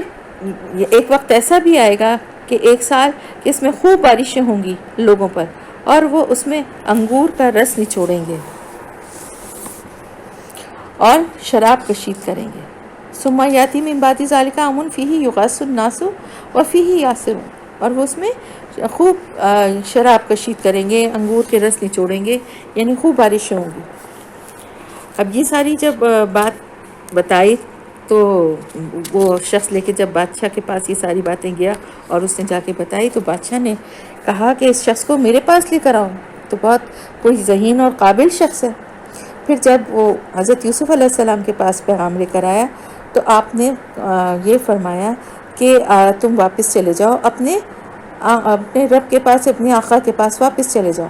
انہوں نے انکار کر دیا. کیوں کر دیا حضرت یوسف علیہ السلام نے؟ انہوں نے کہا پہلے تو اس معاملے کو کلیئر کیا جائے جس کا الزام لگا کے مجھے جیل میں ڈالا گیا تھا، یعنی میرے کردار پہ ایک تہمت ہے وہ. اور اس سے یہ کہا کہ جا کے پوچھو کہ ان عورتوں کا کیا معاملہ تھا جنہوں نے اپنے ہاتھ کاٹ لیے تھے، یعنی میری بے گناہی تو پہلے ثابت ہو. یقیناً میرا رب ان کی چالوں سے خوب واقف ہے. تو بادشاہ تک جب یہ بات پہنچی تو اس نے ان تمام عورتوں کو طلب کر لیا اور پھر ان سے پوچھا کہ تمہارے ساتھ کیا معاملہ تھا جب تم سب نے یوسف علیہ السلام کو پھسلانا چاہا تھا. انہوں نے کہا کہ اللہ گواہ ہے. قلنا حاشا للہ ما علمنا علیہ من سوء. انہوں نے کہا اللہ گواہ ہے، ہمارے علم میں تو اس کے بارے میں کوئی بھی برائی نہیں ہے، یعنی جو کچھ بھی ہوا تھا ہماری ہی طرف سے ہوا تھا، یوسف کی طرف سے کوئی غلط بات ہم نے محسوس نہیں کی ہے. اس پر عزیز کی بیوی بھی بول اٹھی، یعنی اب جب سب نے یہ بات کہی تو اس نے کہا کہ اب تو حقیقت واضح ہو ہی گئی ہے اور میں نے ہی اس کو پھسلانے کی کوشش کی تھی اور وہ بالکل سچا ہے. یہ اس لیے کیا گیا تھا تاکہ وہ جان لیں کہ ذالک لیعلم انی لم اخنہ بالغیب، تاکہ اس کا جو عزیز مصر ہے یعنی وہ بھی یہ بات جان لے کہ اس کو بھی پتہ چل جائے اور سب کو پتہ چل جائے کہ ان کی غیر موجودگی میں انہوں نے کوئی خیانت نہیں کی تھی. اور وہ فرما رہے ہیں وَأَنَّ اللَّهَ لَا يَهْدِي كَيْدَ الْخَائِنِينَ، اور یقیناً اللہ تعالیٰ خیانت کرنے والوں کی چال کو کامیاب نہیں کرتا، یعنی کبھی بھی یہ بات جو ہے وہ اللہ کی طرف سے کلیئر نہیں ہوتی. اگر اللہ تعالیٰ جو ہے خیانت کرنے والوں کی چالوں کو کامیاب ہونے دیتا تو یہ بات کبھی بھی کلیئر نہ ہوتی اللہ کی طرف سے. یہیں پہ ختم ہو گیا آپ کا 12واں.